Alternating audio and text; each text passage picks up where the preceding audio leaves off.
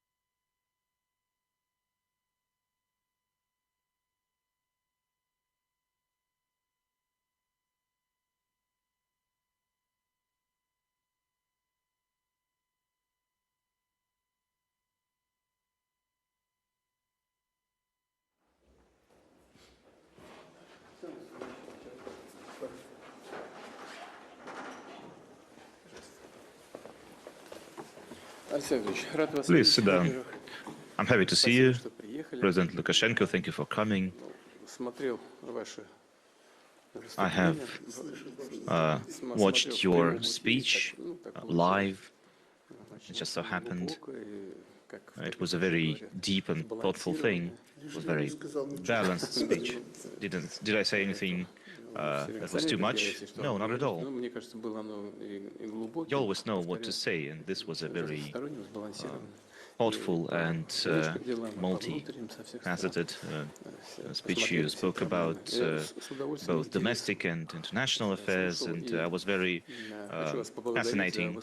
It was very fascinating to hear you speak about the high quality of Russia-Belarus relations. You spoke with such warmth about Russia and Belarus, and I'm sure a lot of people both in Russia and Belarus were happy to hear that.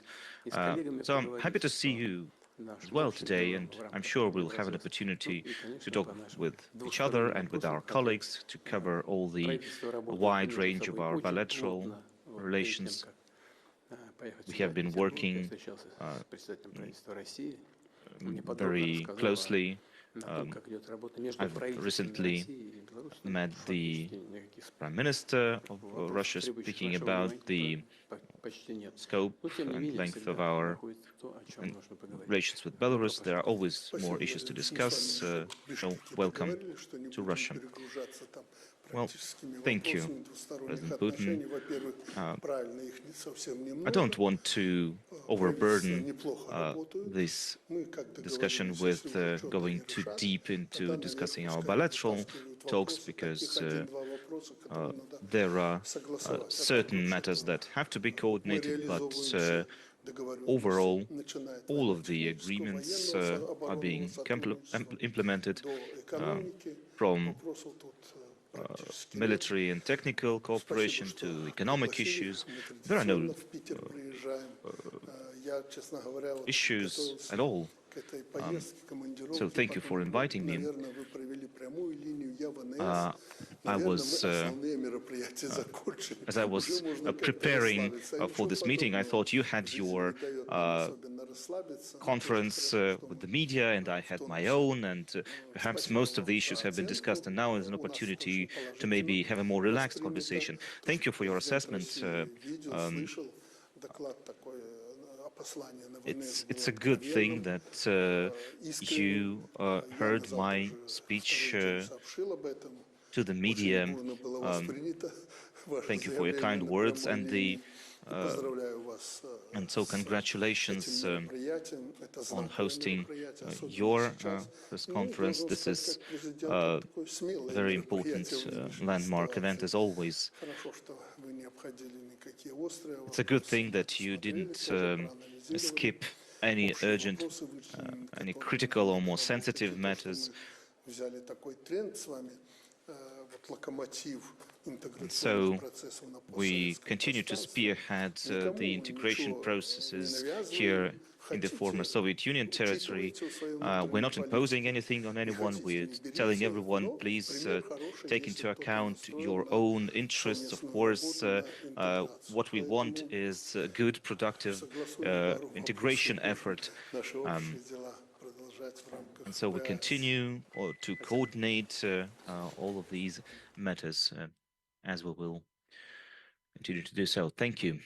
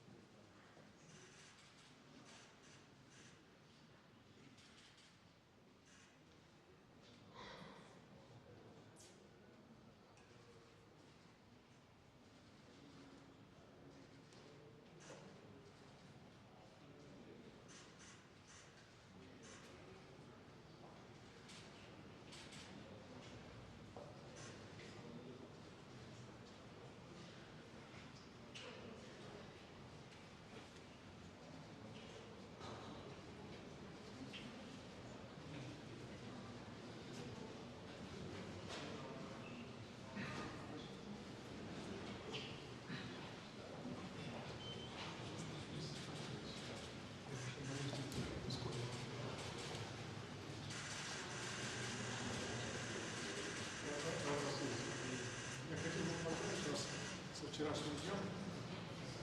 Пресс-конференция, открытая линия очень все хорошо. Я понимаю, что это не просто.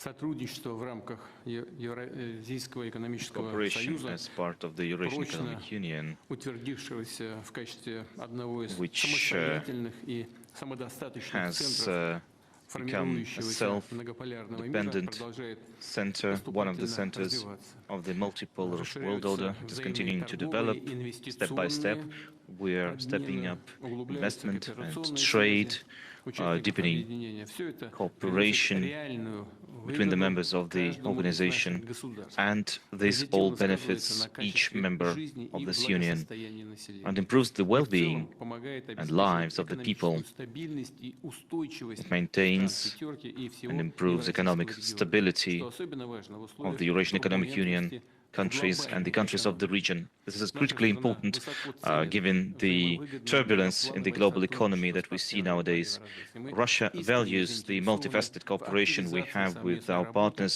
within the по Eurasian Economic всестороннему Union, развитию наших and we're стран. interested in Убежден, что intensifying все our присутствующие cooperation коллеги with all members of the разделяют такой настрой, Union. I'm поэтому sure рассчитываю, all of my что counterparts сегодняшнее share my заседание sentiment, and I Высшего hope Евразийского and совета expect будет that this session результативным, of the позволит Supreme заметно продвинуться Eurasian по всем Economic нашим Council will help us вопросам, которые представляют взаимный интерес.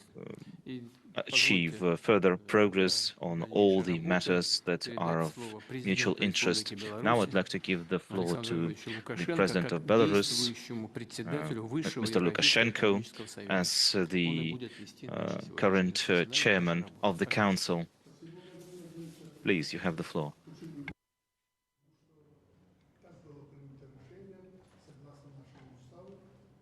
Беларусь является председательствующей в этом году. So, Belarus presides in the Council this year. This is our second session. The first one was in Minsk,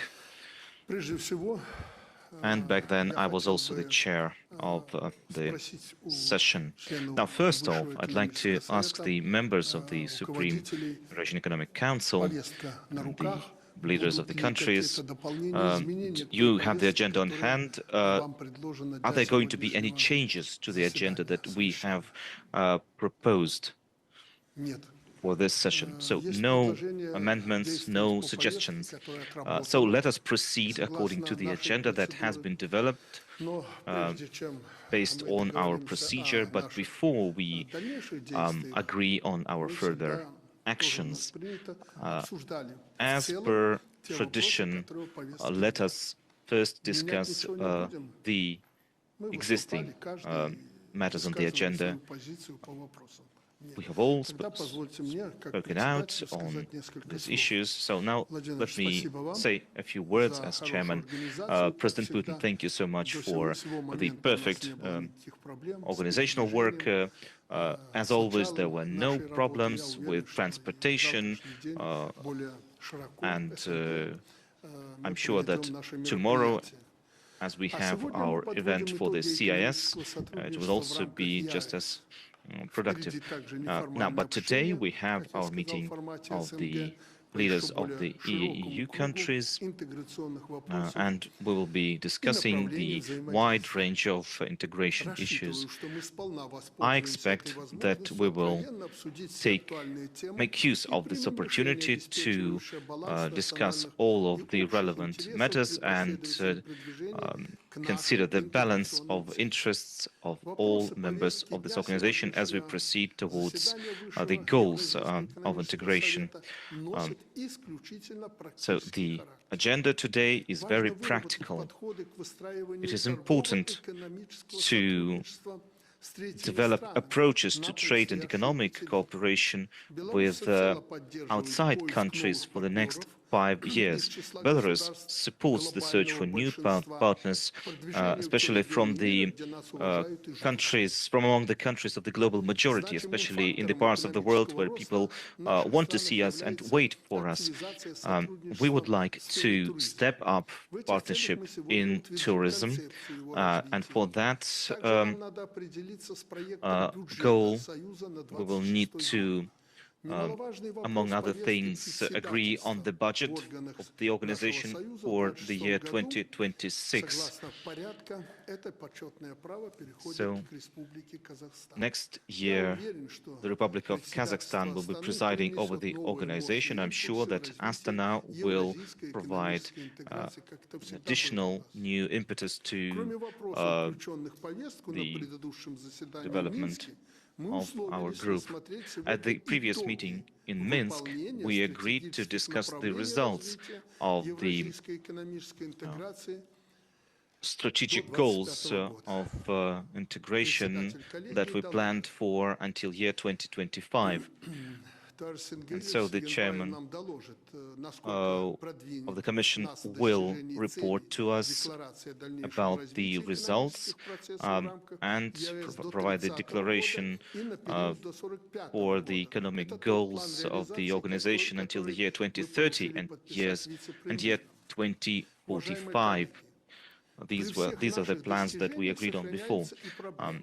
Colleagues, while we have a lot of achievements, some problems still remain, no matter how much we talk about the positive results.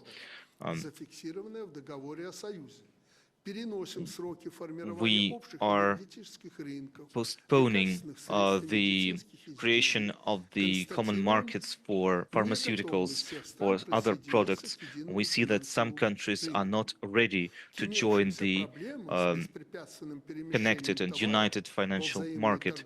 There are certain problems with the transportation of goods, and new problems emerge. Unilaterally, some countries close off their markets using not just traditional means as before, by not providing licensing or preventing goods from moving from between the border. There are other instruments at play as well. There are digital roadblocks that are being imposed right now. Unfortunately, we haven't seen much progress in overcoming these roadblocks.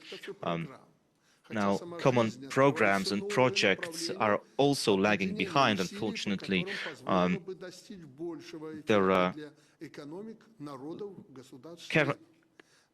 Implementing those projects would actually allow us to achieve much more progress, because in robotics, in microelectronics, in AI, and in other sectors, unfortunately, what we see is there are only discussions or observations between countries, but not actual productive partnership or cooperation.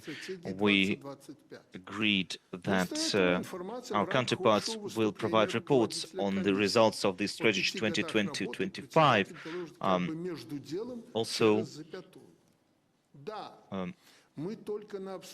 well, of course, in these past 5 years, we've spent too much time talking about payments to the members and officials involved, and then actually addressing some of the issues. And so,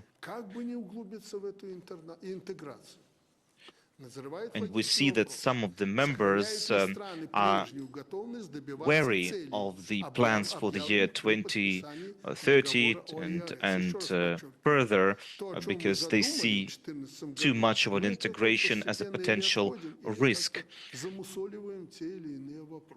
Some of the issues are being obfuscated instead of actually getting addressed.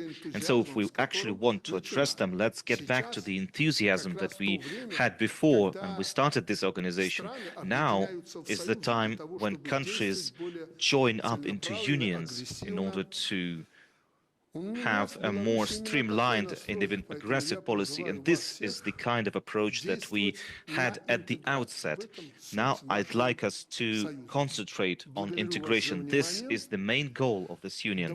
So thank you for your attention, and let us agree on something. Like before, we should all have a say on the current agenda, and then we will make a decision whether we will actually make statements at the wider session. If not, then, as usual, Mr. Tokayev will just provide for remarks, and then everyone will provide their own remarks in writing. So we will decide on that later. Now let's give the floor to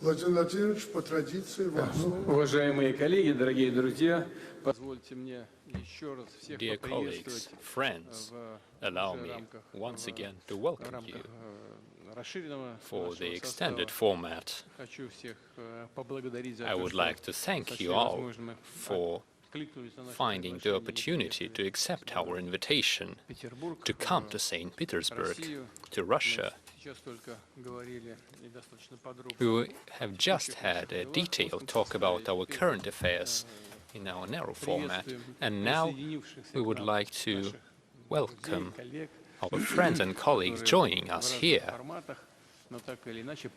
who express their interest in various formats to the work of the Eurasian Economic Council. I am sure that this will be useful for the Council itself, as well as for the states, which once again express interest to our joint work. We have noted that the participation in the work of the Eurasian Economic Union brings great benefits, including those related with accelerated industrial growth and economic growth in general. It expands opportunities for communications between the citizens of our countries, and overall this is a positive experience. But each state should take a careful look at all the aspects related to our joint work. This, I'm sure, is what the chairman of the Eurasian Economic Union will talk about, and the current chair is Belarus, and I have the pleasure of giving the floor to the President of Belarus, Mr. Alexander Lukashenko. Please. Dear friends, in the narrow format meeting, we have adopted a decision that each head of delegation, each head of state, will state their position on the most relevant issues, which is why I would like to begin this discussion as chair of our union. As per tradition, today we are meeting before the New Year, and we are joined by a group of like-minded people in the hospitable northern capital of Russia, St. Petersburg. We draw the line on the outcome of our cooperation, and we draft the tasks for the future. These traditions showcase the fact that our union is a success.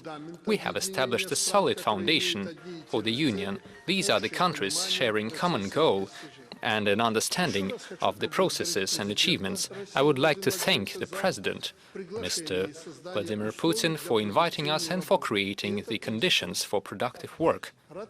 I am glad to welcome here our friends, representatives of the observer states of the Eurasian Economic Union, as well as a high-level delegation of the Republic of Indonesia.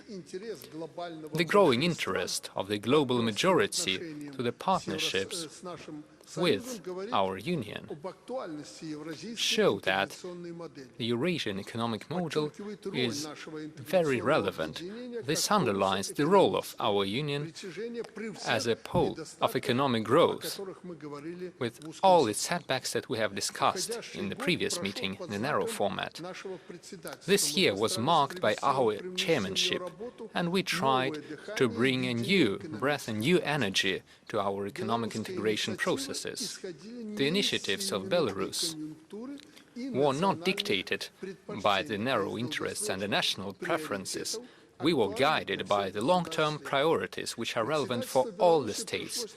The Belarus chairmanship marked the end of the 5-year cycle of the development of the economic union, drawing the line on the implementation of the strategic areas of cooperation in the economic integration. We can definitely say that under the immense external pressure against our countries, the Union has preserved and multiplied its relevance to strengthen the economic capacities of the member states.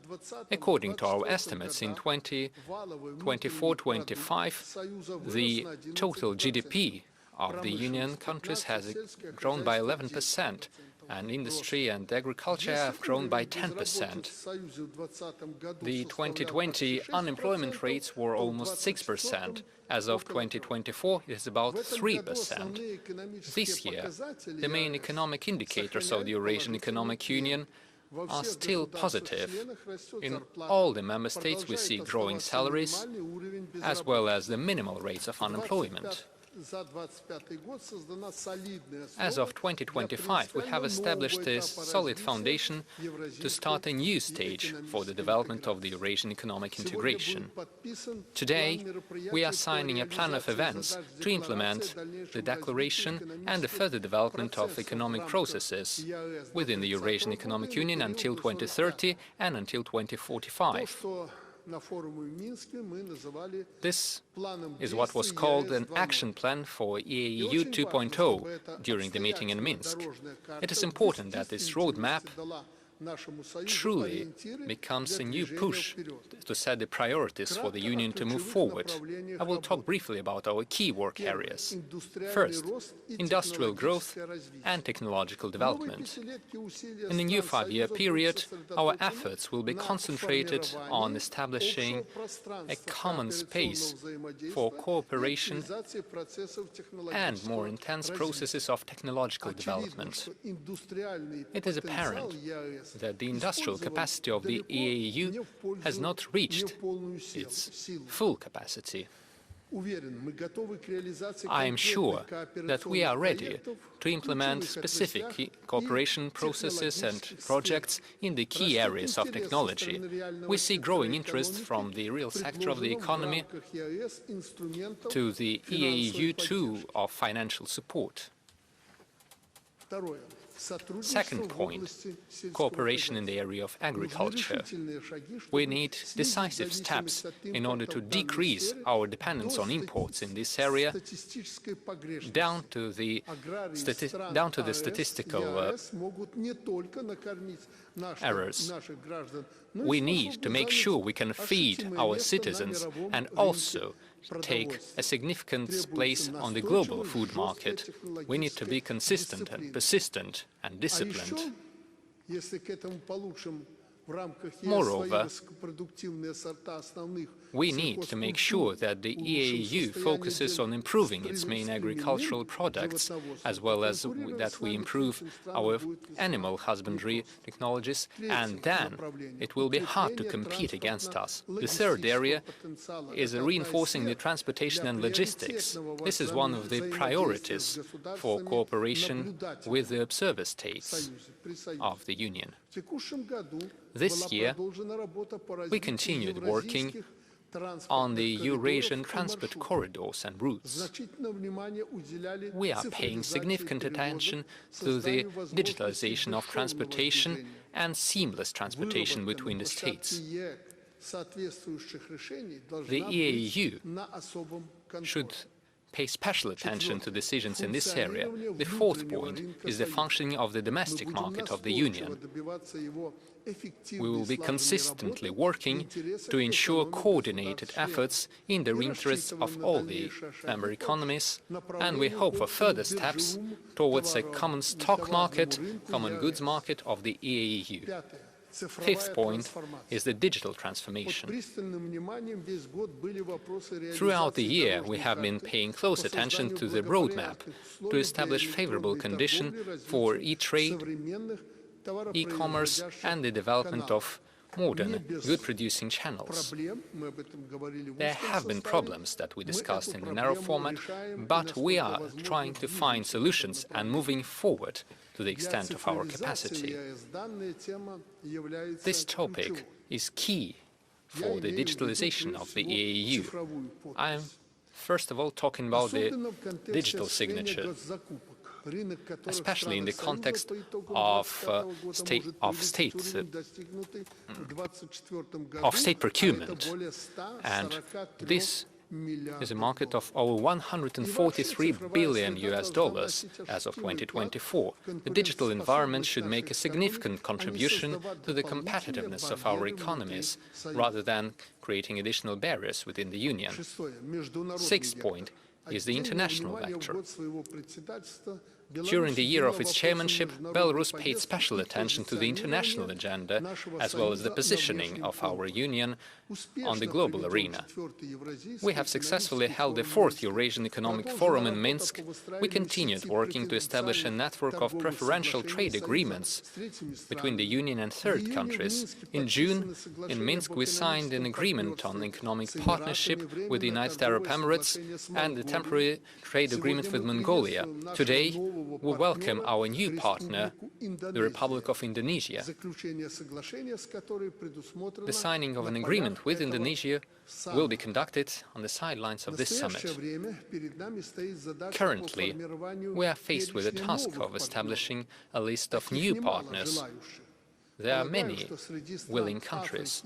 I believe that the Asian and African countries have many friendly nations who will manage to reinforce the economic capacity of the Union by signing new agreements with them. The voice of the Eurasian Economic Union is becoming stronger on international platforms, from Geneva to New York. Today, as we are working on the main areas of international activities of the Union for the upcoming year, we believe that we will give an additional push in this area to our effort. And the 7th point is humanitarian cooperation. This year, we tried to enrich our agenda with the matters of the humanitarian and social cooperation. We have adopted the main areas of cooperation in the area of sports. Today, we will adopt the concept of tourism development. In the future, we suggest that we pay closer attention to the mutually beneficial cooperation in the area of healthcare, education, culture, and the information cooperation. The main priority for us is to establish a comfortable environment for the citizens. The strength of the Union is shown in the simple things: the lack of queues at the border, as well as the seamless opportunities for education and mutual recognition of education documents, the affordability of medical assistance and mobile connections, including roaming data, and the use of the traditional payment systems. We have something to work on in this area. Distinguished colleagues, not all of the points stated on the program of our chairmanship have been implemented, but I am sure that the relevant points will stay relevant for the future chairmanship of Kazakhstan. Mindful of the fact that we are mere days away from the new year 2026, I would like to wish you all and the citizens of our country peace and prosperity, especially to the peoples of our states. Thank you for your attention, and I now give the floor for a statement to the Prime Minister of the Republic of Armenia, Mr. Nikol Pashinyan. Please, over to you. Thank you very much, distinguished heads of state, distinguished members. I would like to welcome you at the final session of the Supreme Eurasian Economic Council, and on this occasion I would like to express my sincere gratitude to the President of the Russian Federation, Mr. Vladimir Putin, for the hospitality that we're enjoying here, as well as for the high level of organization of today's session. Also, allow me to wish to the Republic of Kazakhstan successful and fruitful work as the upcoming chair. Distinguished participants of the session, this year we are analyzing the outcome of the developments of the Eurasian economic integration as of 2025. Throughout the past period, we have accumulated a significant experience of interaction. In this context, we are establishing further priorities for cooperation and Eurasian economic integration, based on the results that we have achieved. At this point, it is important to ensure the delimitation of the national and supranational areas of cooperation, the areas where national competences will be the priority. I'm talking about the sovereign solutions that could ensure the sustainability of the integration process. This year has been especially important for international cooperation of the EAEU. We are expanding cooperation with the key partners like Iran, the United Arab Emirates, Mongolia, China and India. We are opening up new markets, which contributes to the diversification of exports and imports and reinforces the positions of the EAEU in the global economy. In this context, we welcome the signing of a free trade agreement with the Republic of Indonesia. The Republic of Armenia also pays special attention to the development of constructive dialogue with the observer states, which show sustainable interest in cooperation with the EAEU. Ensuring seamless functioning of the domestic market is one of the priority goals of our integration.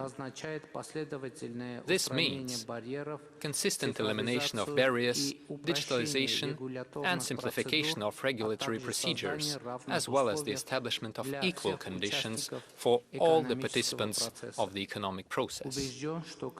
I am convinced that the Commission, together with the governments of the member states, will continue finding solutions to the sensitive issues through the elaboration of mutually acceptable agreements. Allow me to point out that we see good promises in the logistics cooperation based on the principles of mutual respect, equality, sovereignty of national jurisdictions. In this context, I would like to note that the constructive, favorable changes that we're witnessing establish new opportunities for all the countries of our region. They reinforce the economic sustainability and expand regional communications. Therefore, I would like to express my gratitude to the President of the Republic of Azerbaijan for the decision to deblock the transit of cargo to Armenia through Azerbaijan and for creating the conditions to begin bilateral trade. This is one of the first important conclusions and achievements after the establishment of peace and stability in the region. Colleagues, in the recent years,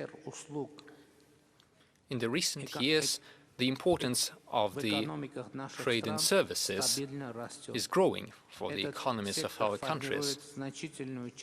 This sector is a significant part of our GDP and employment. The functioning of the common service market improves the quality and competitiveness of our suppliers. This simplifies our common procedures and creates more favorable conditions for doing business.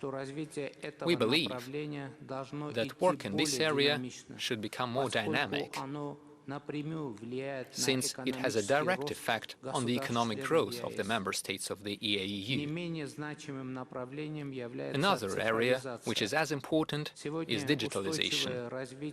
Today, sustainable development is impossible without the use of digital technology.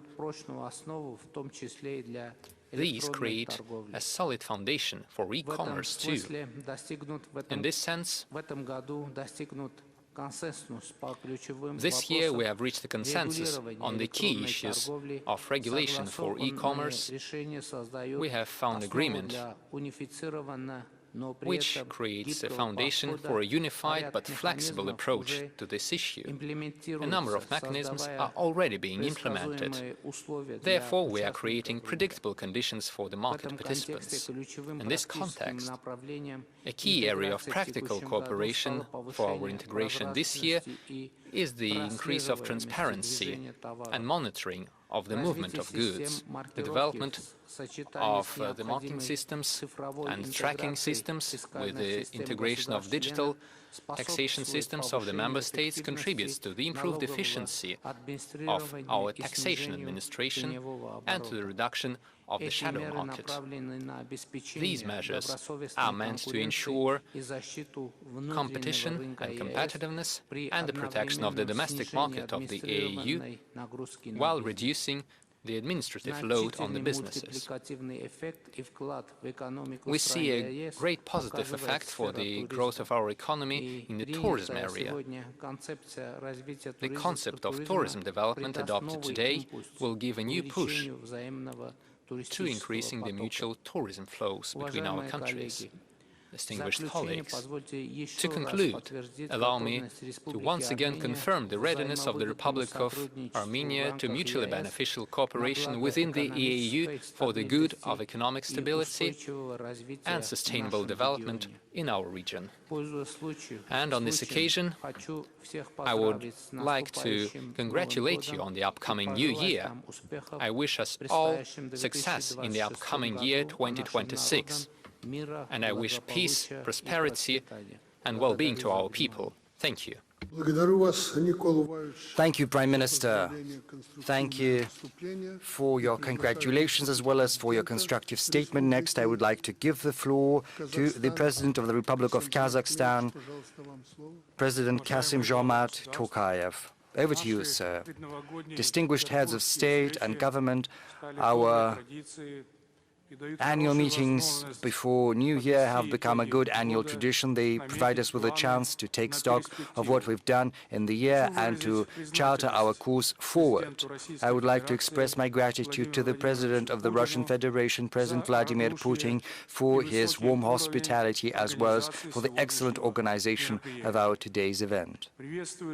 I would like to welcome the leaders of the member states of the Eurasian Economic Union as well as the observer states and invited guests of our session. I would like to express my gratitude to the President of the Republic of Belarus, President Lukashenko, for his persevering and excellent work as chair of the Supreme Eurasian Economic Council, as well as for his detailed and useful report on what we've done of the last year. This year has been an anniversary year for the Eurasian Economic Union. Right now, we are entering the second decade of our integration association. A lot has been done over these years. We've ensured steady growth of internal trade. We are succeeding in the implementation of infrastructure project. Our industrial cooperation is growing despite the global shocks of the recent years. We've managed to retain positive economic dynamics. We're expecting that the total GDP of the Eurasian Economic Union in 2025 is expected to grow by 2%. According to the estimates, in the next 2 years, the GDP growth will be steady, it will grow at a steady pace.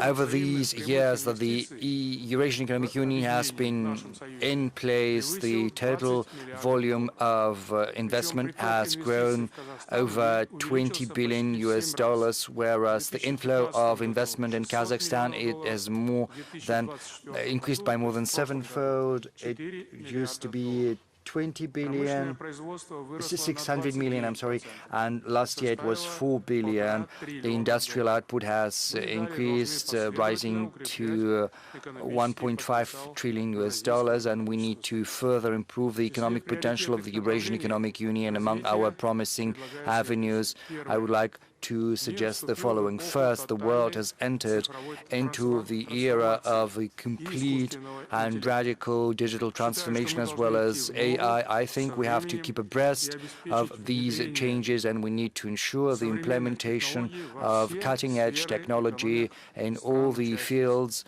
of economy of the Eurasian Economic Union. We propose that we should start working on the implementation of AI technologies in different domains where the Union is active.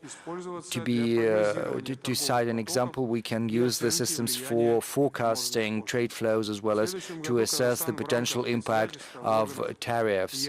Next year, when Kazakhstan assumes the presidency, we will conduct the annual Eurasian Economic Forum. In the sidelines of this forum, we can make a joint statement on the responsible development of AI in the space of the Eurasian Economic Union. Together with the governments of our countries, we could work this issue through.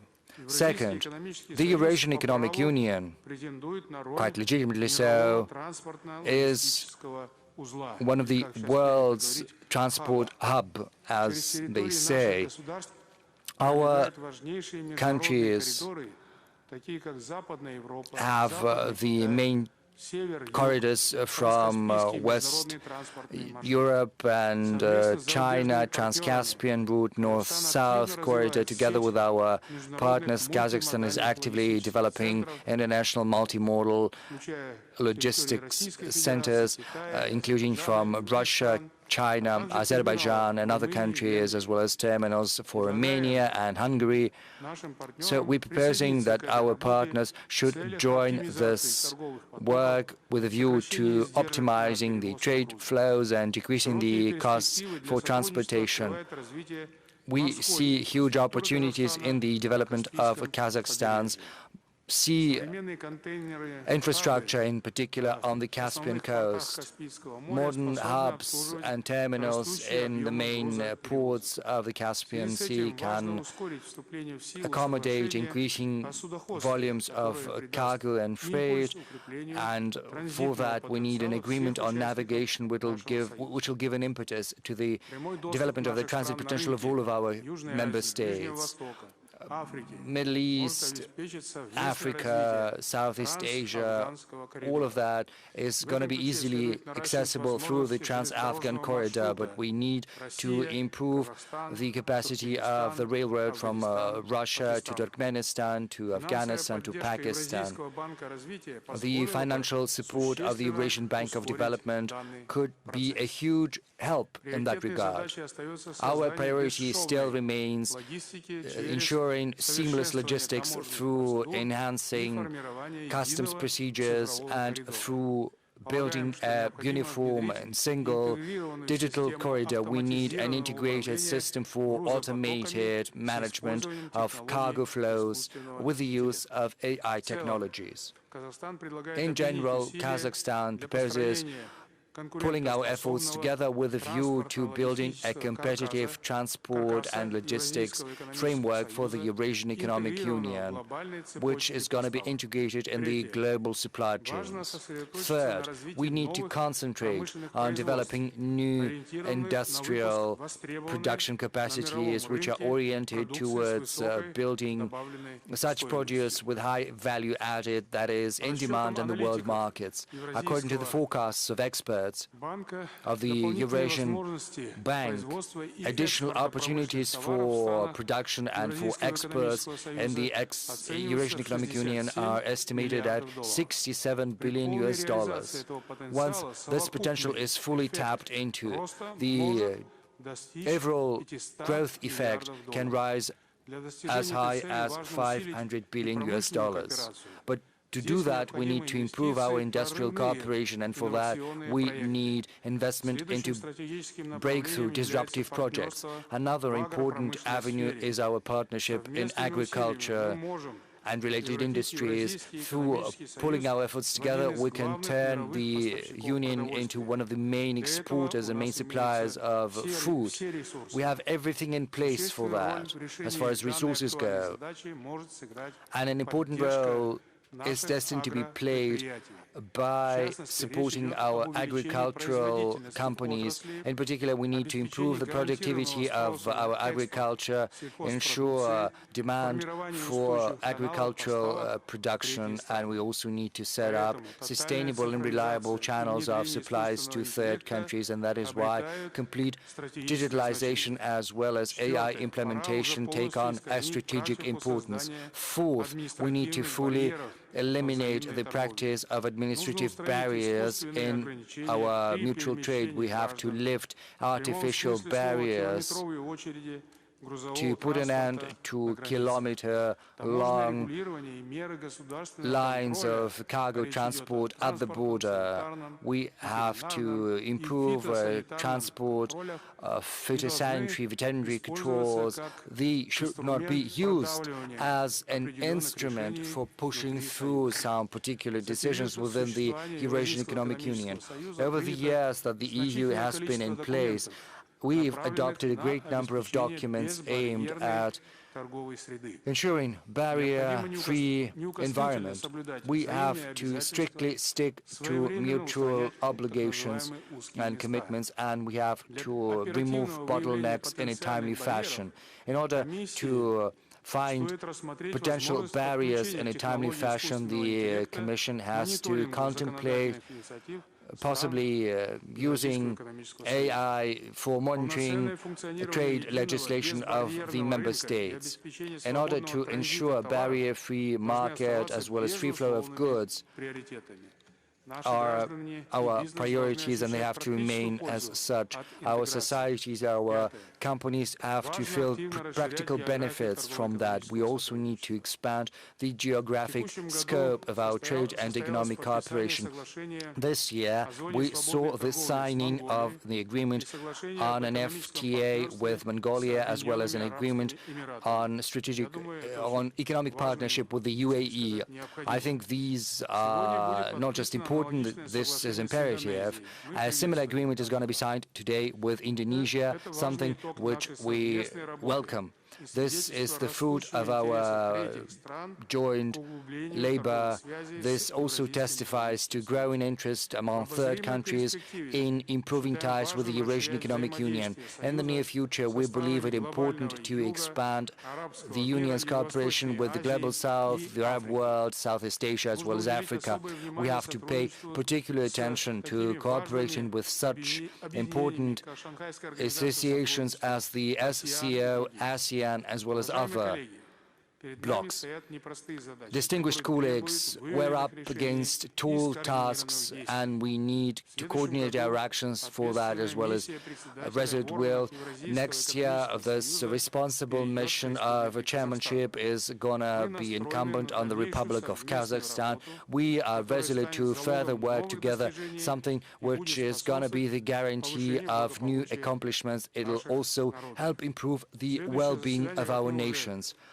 As we've agreed, the next meeting of the Supreme Eurasian Economic Council is going to take place on the 28th, the 29th of May in Astana. I would like to take this opportunity to express my gratitude to His Excellency President Lukashenko for his successful chairmanship of the Republic of Belarus in the year that is coming to an end, and I would like to take this opportunity to congratulate all of you on the new year. I would like to wish you good health and all the best. Thank you for your attention. Thank you, President Tokayev, for your statement. It was very pleasing to hear that the priorities that have to be emphasized in the long term and that were proposed in the chairmanship of the Republic of Belarus have not been rejected by the next chair. I would like to give the floor next to the President of Kyrgyz Republic, President Japarov. Over to you, sir. Mr. Lukashenko, distinguished heads of state and government, distinguished participants of the session. I'm glad to welcome all the participants of the session of the Supreme Eurasian Economic Union. It's very pleasing to see all of you in good health. The end of the year is a traditional opportunity to compare notes, to take stock, and as well as to set the priorities, practical priorities for the future. It is in such a business-like environment that the Union has proven to be efficient over the recent years. Distinguished colleagues, taking stock of the year that is drawing nigh to an end, we can say that thanks to our common efforts, the Union have proven to be resilient. This year was full of different events which were important for the social and economic development of the member states of the Union. Despite the external instability that persists, we've managed to ensure the internal sustainability and resilience of the Union, improve domestic markets, and improve cooperative ties. Right now, we can confidently say that economic cooperation within the Union is not just developing, rather it is gaining traction. Our mutual trade has reached almost $100 billion, and these are not just simple figures. This is testimony to mutual trust, mutual support, as well as real interest among our countries in one another. Moreover, there is a huge potential in mutual trade which has not been fully tapped. What we need and implement are efficient measures aimed at improving mutual trade in our common trade. Mutual trade is a practical indicator of integration. The fewer barriers, the less the costs are, the more sustainable the union is going to be, and the more competitive to boot. That said, this year, the internal union's market has seen a great deal of work on identifying potential barriers.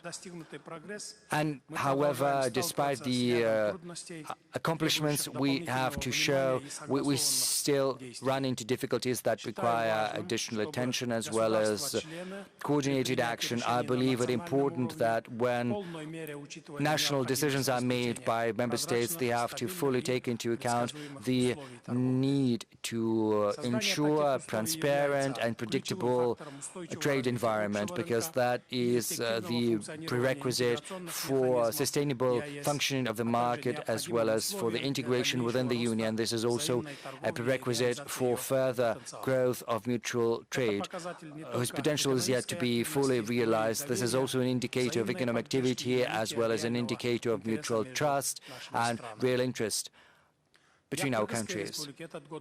As far as Kyrgyz Republic is concerned, this year has not been an easy one, and yet we've managed to retain some positive dynamics.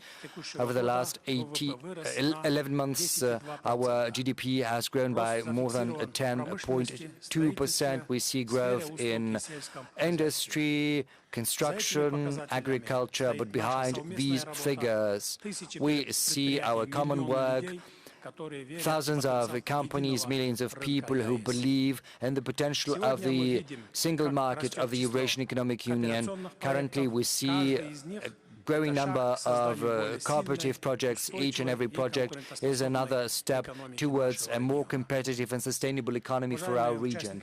Distinguished participants of the meeting, amid rapid economic changes, volatile environment in the world markets, we need to ensure the sustainability of fundamental sectors of our economy, which takes on a particular importance.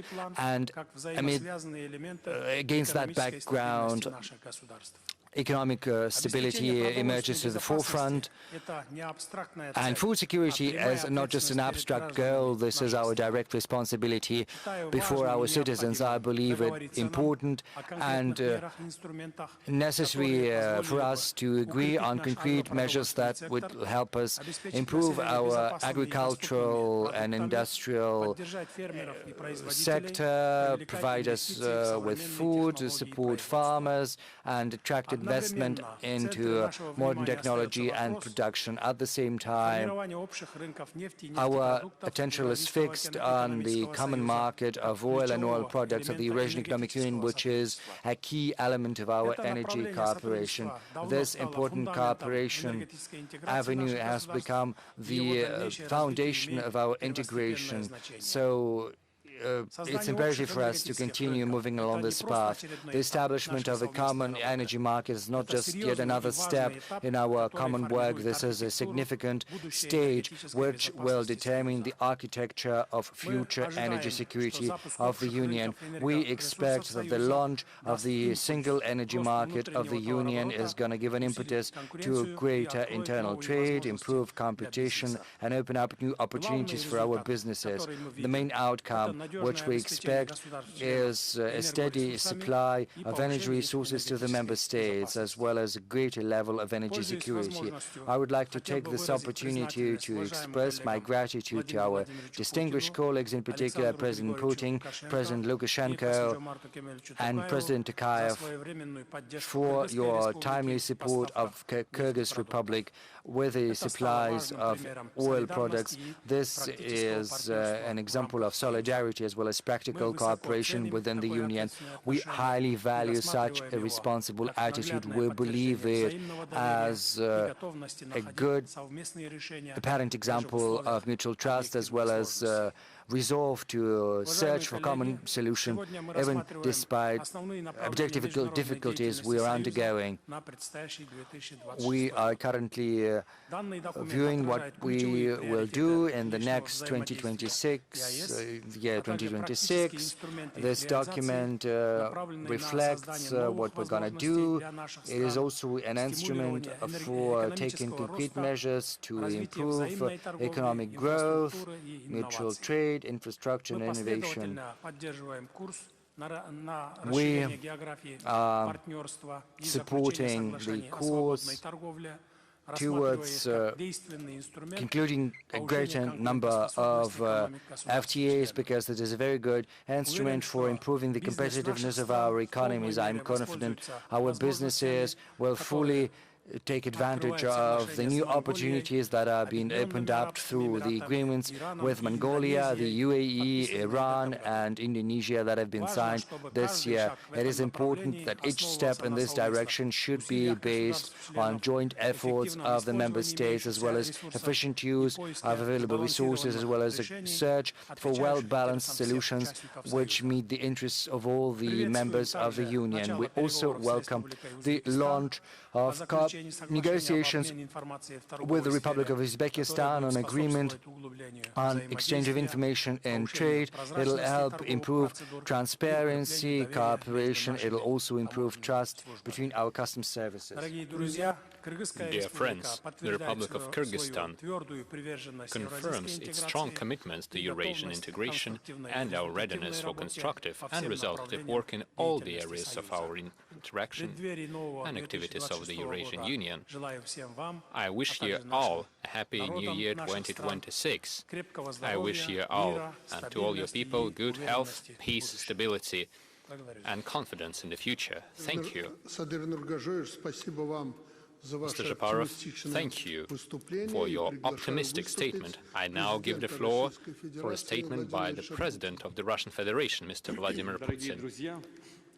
Dear friends, as stated by the colleagues, our cooperation within the Eurasian Economic Union is developing quite successfully. We make a true contribution to the economic growth of the member states and to increasing the income of the businesses, and most importantly, to increase and improve the quality of life and well-being of the people. This year, our economies are showing a strong positive dynamic. We see the growth of our total GDP, and the champions in this regard are the Republic of Kyrgyzstan, with a significant growth of more than 10% of their GDP. This is a very good figure, and we congratulate the President of Kyrgyzstan and his entire team on this result. Speaking of our union, the total volume of, for example, the production of agricultural products has increased by more than 2%, retail trade has increased by 3%, and construction by 4.7%. The share of non-energy exports from Russia to the Eurasian Economic Union this year has increased by almost 20%, up to $32 billion out of the overall trade turnover of $73 billion over the 10 months.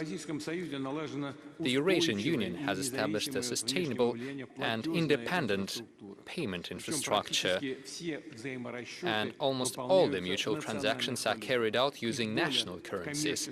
Their share in the commercial operations between the member states is 93%.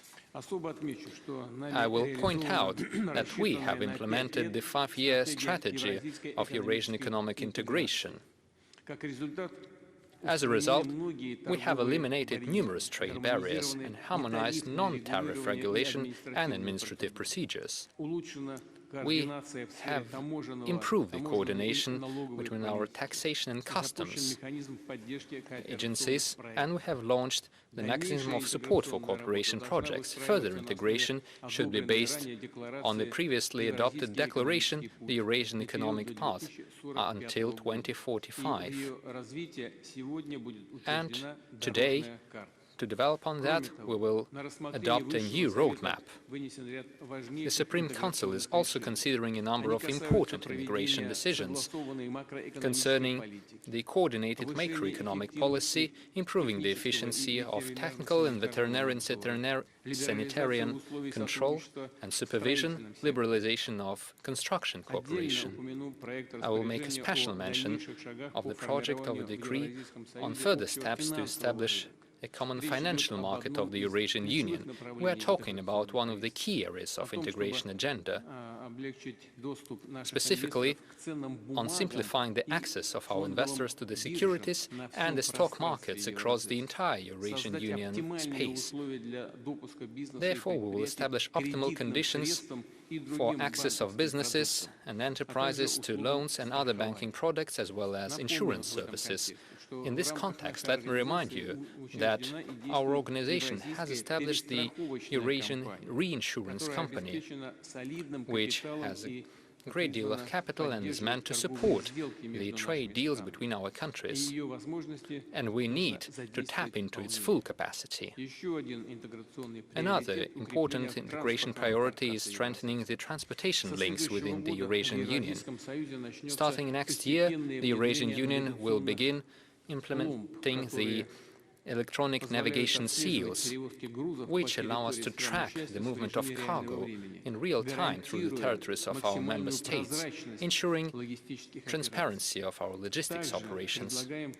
We are also suggesting to our Eurasian Union partners to consider the use of the experience of the Russia-Belarus Union states, in particular our electronic bills of lading. Their use has simplified the cargo transportation by reducing the costs during the monitoring and transportation of goods. We see good promises in the development of tourism. The concept of cooperation development in this area, adopting today, contains specific priorities to improve and increase the tourism flows within the Eurasian Union. We are planning to create new transborder and international tourist routes. Dear colleagues, more and more countries and multilateral structures are expressing their readiness to cooperate with our Union. We're expanding the number of preferential foreign trade partners of the Eurasian Economic Union. I will repeat what my colleagues have said. This year, we have a new free trade agreement with Iran, as well as a new trade agreement with the United Arab Emirates and Mongolia. Today, we are signing a similar document between the Eurasian Economic Union and Indonesia.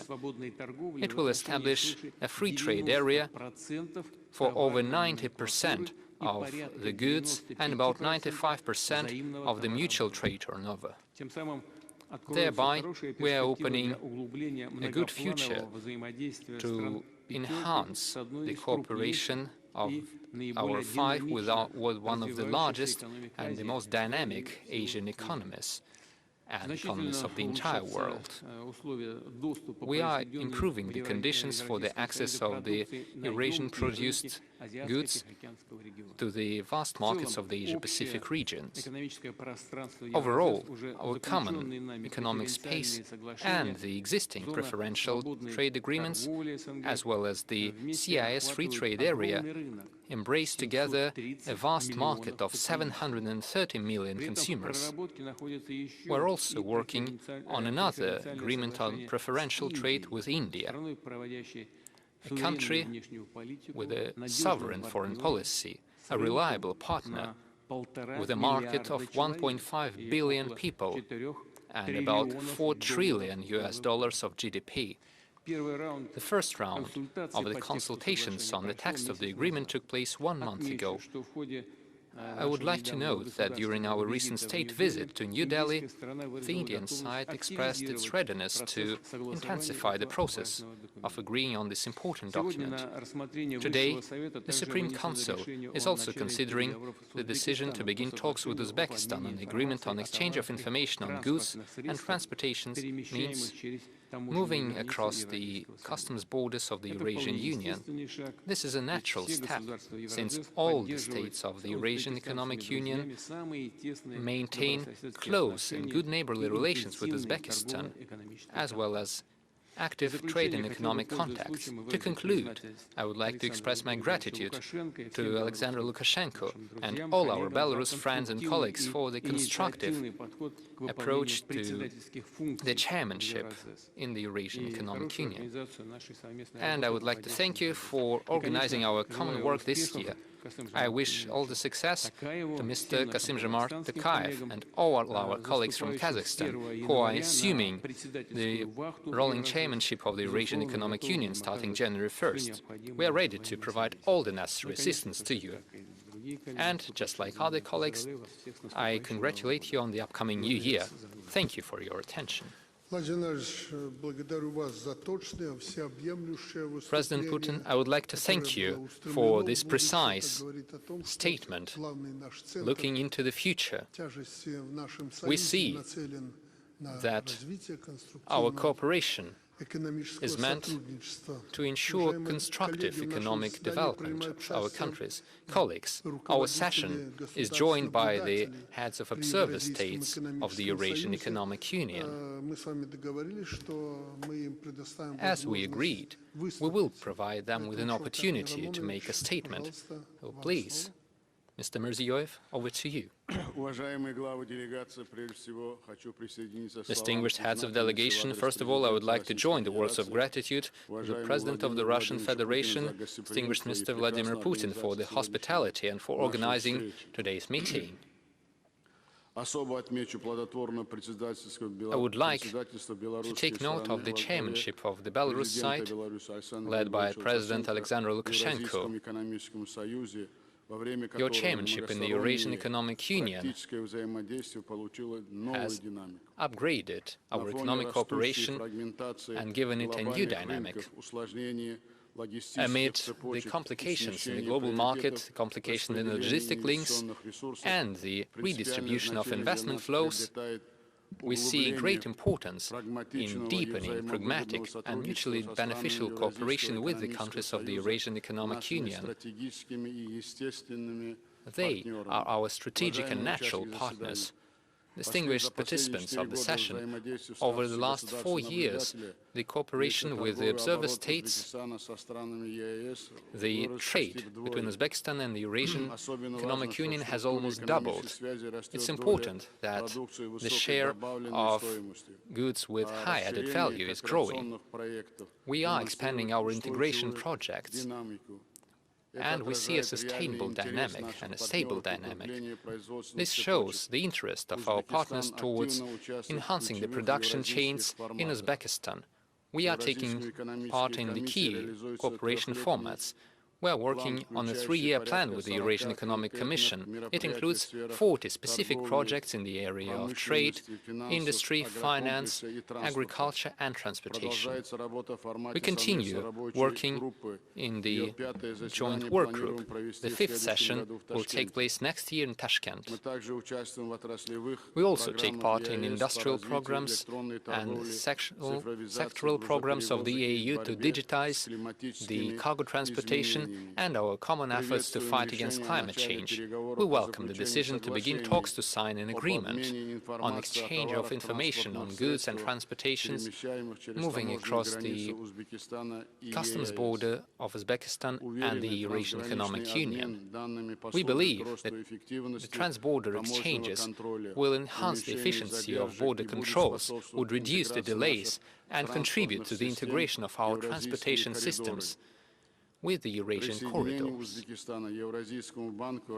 The admission of Uzbekistan to the Eurasian Development Bank is an important step to enhance our cooperation. Together with the bank, we have established a number of promising projects in the area of energy, metalworks, industry and other important areas. Dear colleagues, I would like to speak briefly about our priorities of expanding cooperation with the EAU. Firstly, our key goal is eliminating the existing trade barriers.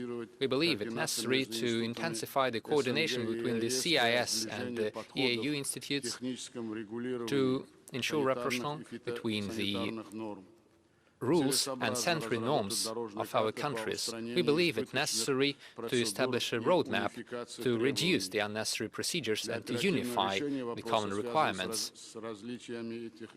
We need to ensure we find solutions to the administrative issues regarding the customs regulations. Therefore, we suggest creating a joint coordination group of Uzbekistan and the EAU on tariff and non-tariff barriers.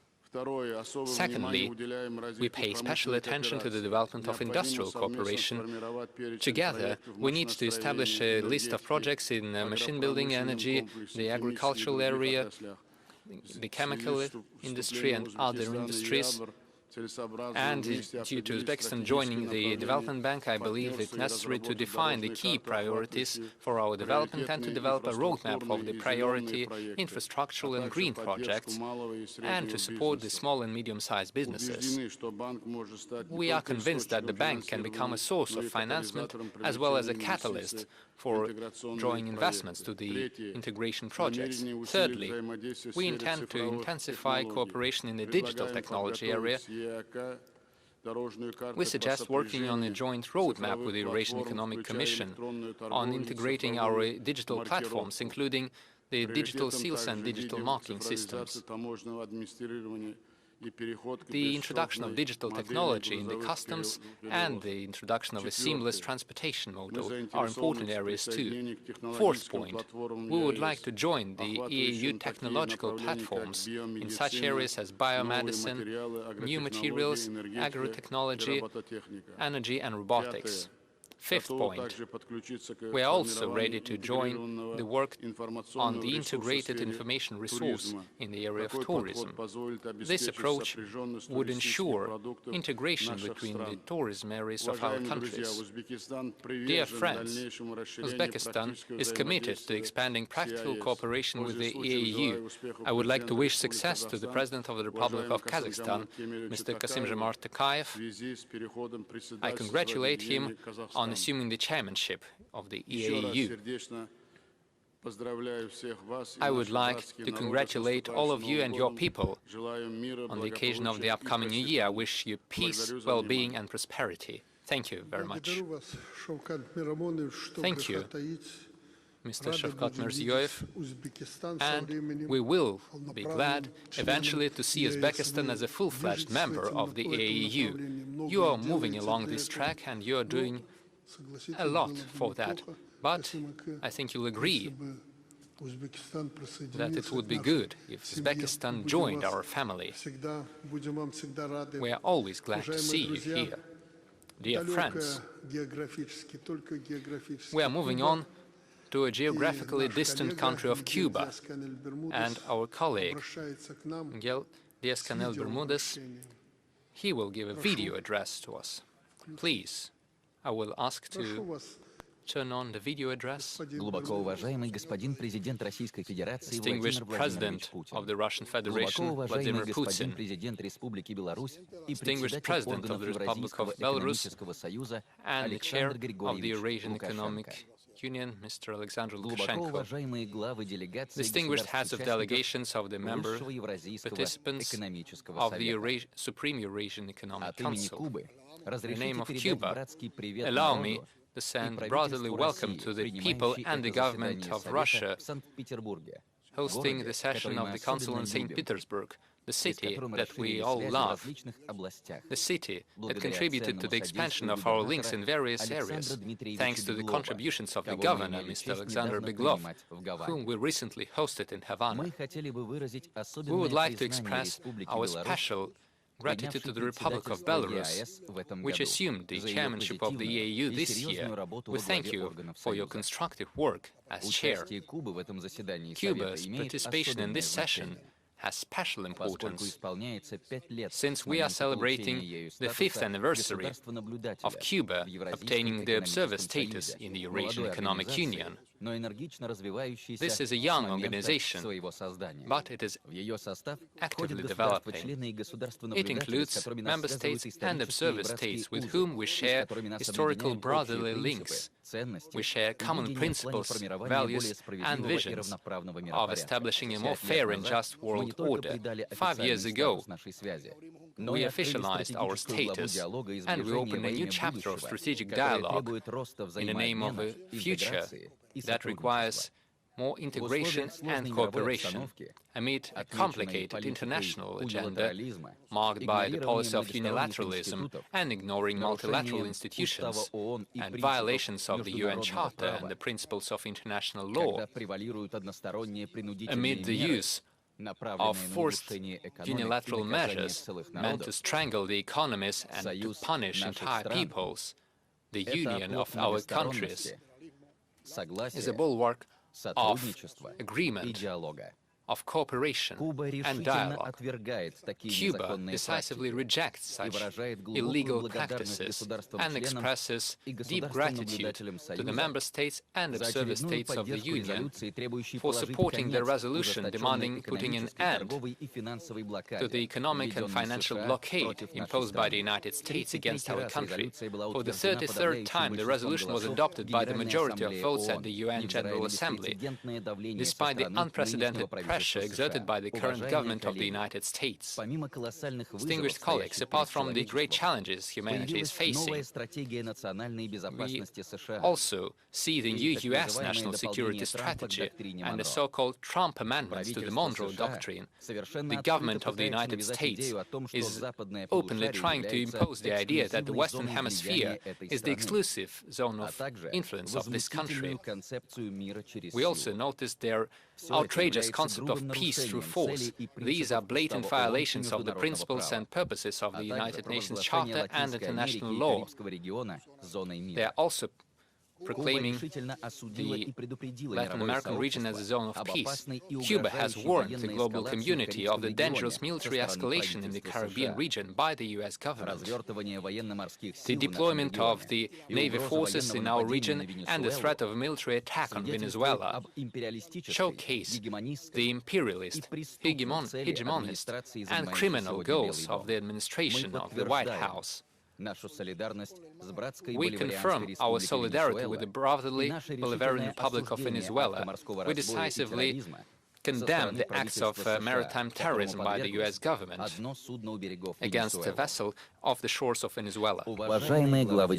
Distinguished heads of delegations, over these 5 years, being an observer state in the Eurasian Economic Union, Cuba has got a chance to fully appreciate the significance of ties between Cuba and the Union, as well as the accomplishments we have to show for in our aspiration to a wider and more efficient cooperation. We affirm our common position in favor of a new world trade and financial order, which is going to be more just and beneficial to the development of our countries, especially for the cooperation among the global south.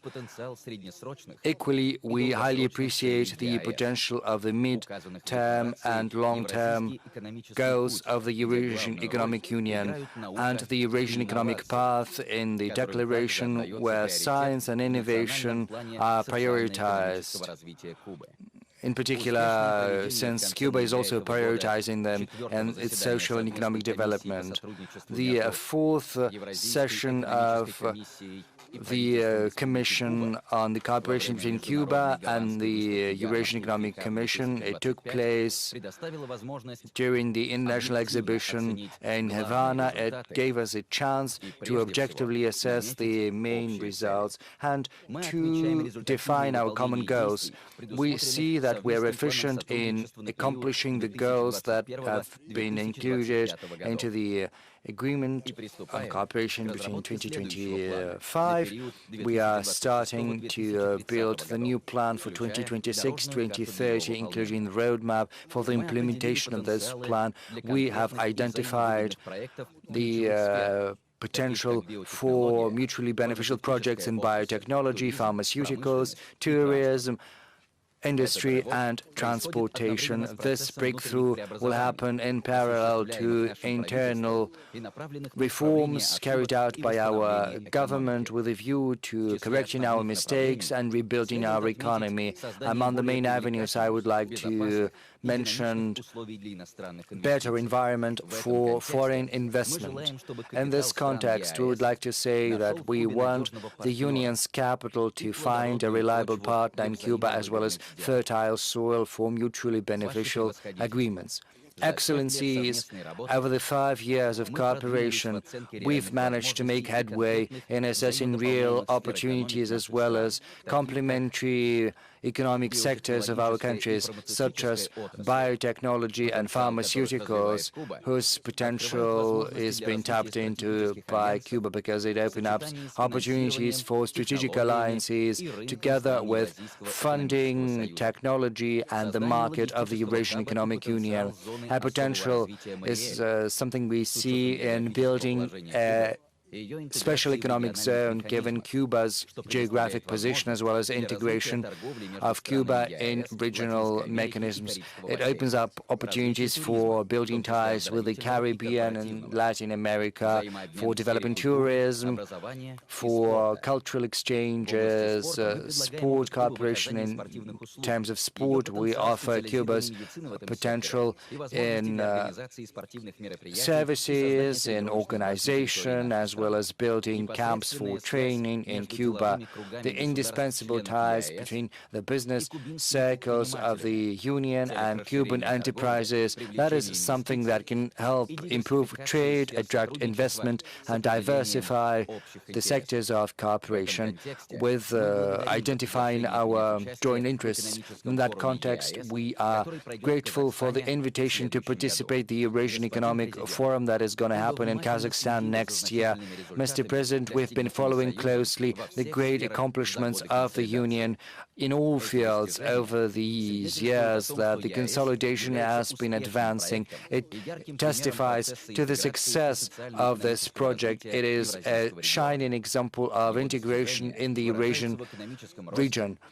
It translates in economic growth, technological development, as well as greater transport and logistics ties and economic ties, helping transform economic ties at the global level. As an observer, Cuba reaffirms its willingness to take a more active part in the Union's processes. We would like to improve our status with a view to maximizing our contribution to the development of the Eurasian Economic Union. On behalf of the people and the government of Cuba, I would like to give my best wishes to Kazakhstan, who is taking the baton of presidency next year, and in particular, I would like to give my best to the President of the Republic of Kazakhstan, Mr. Tokayev. I would like to cordially wish you, nations and peoples, all the best, peace and well-being, in the hope that our ties will continue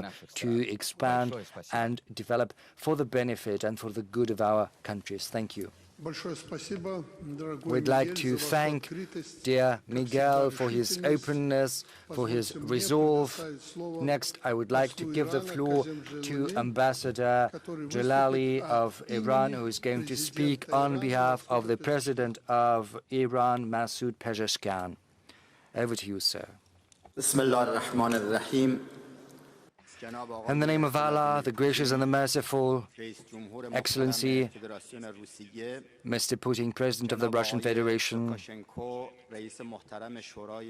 Excellency, President Lukashenko, Chair of the Supreme Eurasian Economic Council, distinguished heads of state, Excellencies. First and foremost, I think it important to thank the President of Russia, the government and the people of Russia for hosting this meeting of the Supreme Eurasian Economic Council. I would like to congratulate you on the coming new year. To all of you, to all of your peoples, I would like to wish all the best. Excellencies, the Islamic Republic of Iran attaches particular importance to regional and multilateral mechanisms. We have always tried to be an efficient participant and partner you can rely on in regional associations and blocs.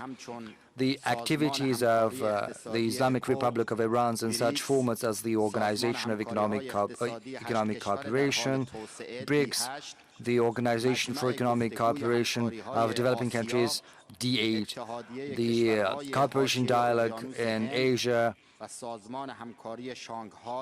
the Pacific Rim Organization, the SCO, all of that testifies to this fact. That said, without a doubt, the Eurasian Economic Union occupies a very special place in foreign policy and economic diplomacy of the Islamic Republic of Iran. The entry into force of the agreement on free trade between Iran and the Eurasian Economic Union, as well as the granting of the observer status to Iran, will be important steps in the life of this important economic association in this wide space. In modern world, economic integration as well as regional cooperation are key to sustainable growth and common well-being. We've gathered here today in order to concentrate on the importance of such cooperation as well as its future prospects. This meeting demonstrates the common resolve of the Union's member states as well as of the Islamic Republic of Iran to expand strategic cooperation in different fields, in particular in trade, energy, transportation, and new technology. Distinguished colleagues, during the last days of the year 2025, I would like to provide you with a short survey of relations between the Islamic Republic of Iran and the Eurasian Economic Cooperation throughout this year. I am confident that the entry into force of the FTA agreement between the Islamic Republic of Iran and the member states of the Eurasian Economic Union in May 2025 became a most important accomplishment in this year. This is also an important step in deepening our economic ties, because this agreement has created unique opportunities for national economies as well as for the business circles of the member states. It has also paved the way for expanding our trade, and by this moment, it has already resulted in greater volume of bilateral and mutual trade. I am confident that the potential of our trade is far superior to the figures we have right now, and God willing, there's going to be a true breakthrough in our mutual trade. The Islamic Republic of Iran has been represented at a high level at 2 meetings of the Supreme Eurasian Economic Forum, as well as 2 meetings of the Eurasian Intergovernmental Council. Iran's active participation in the key meetings of the Eurasian Economic Union attests to our resolve as well as our willingness to expand trade and economic ties with each of the 5 member states of the Union.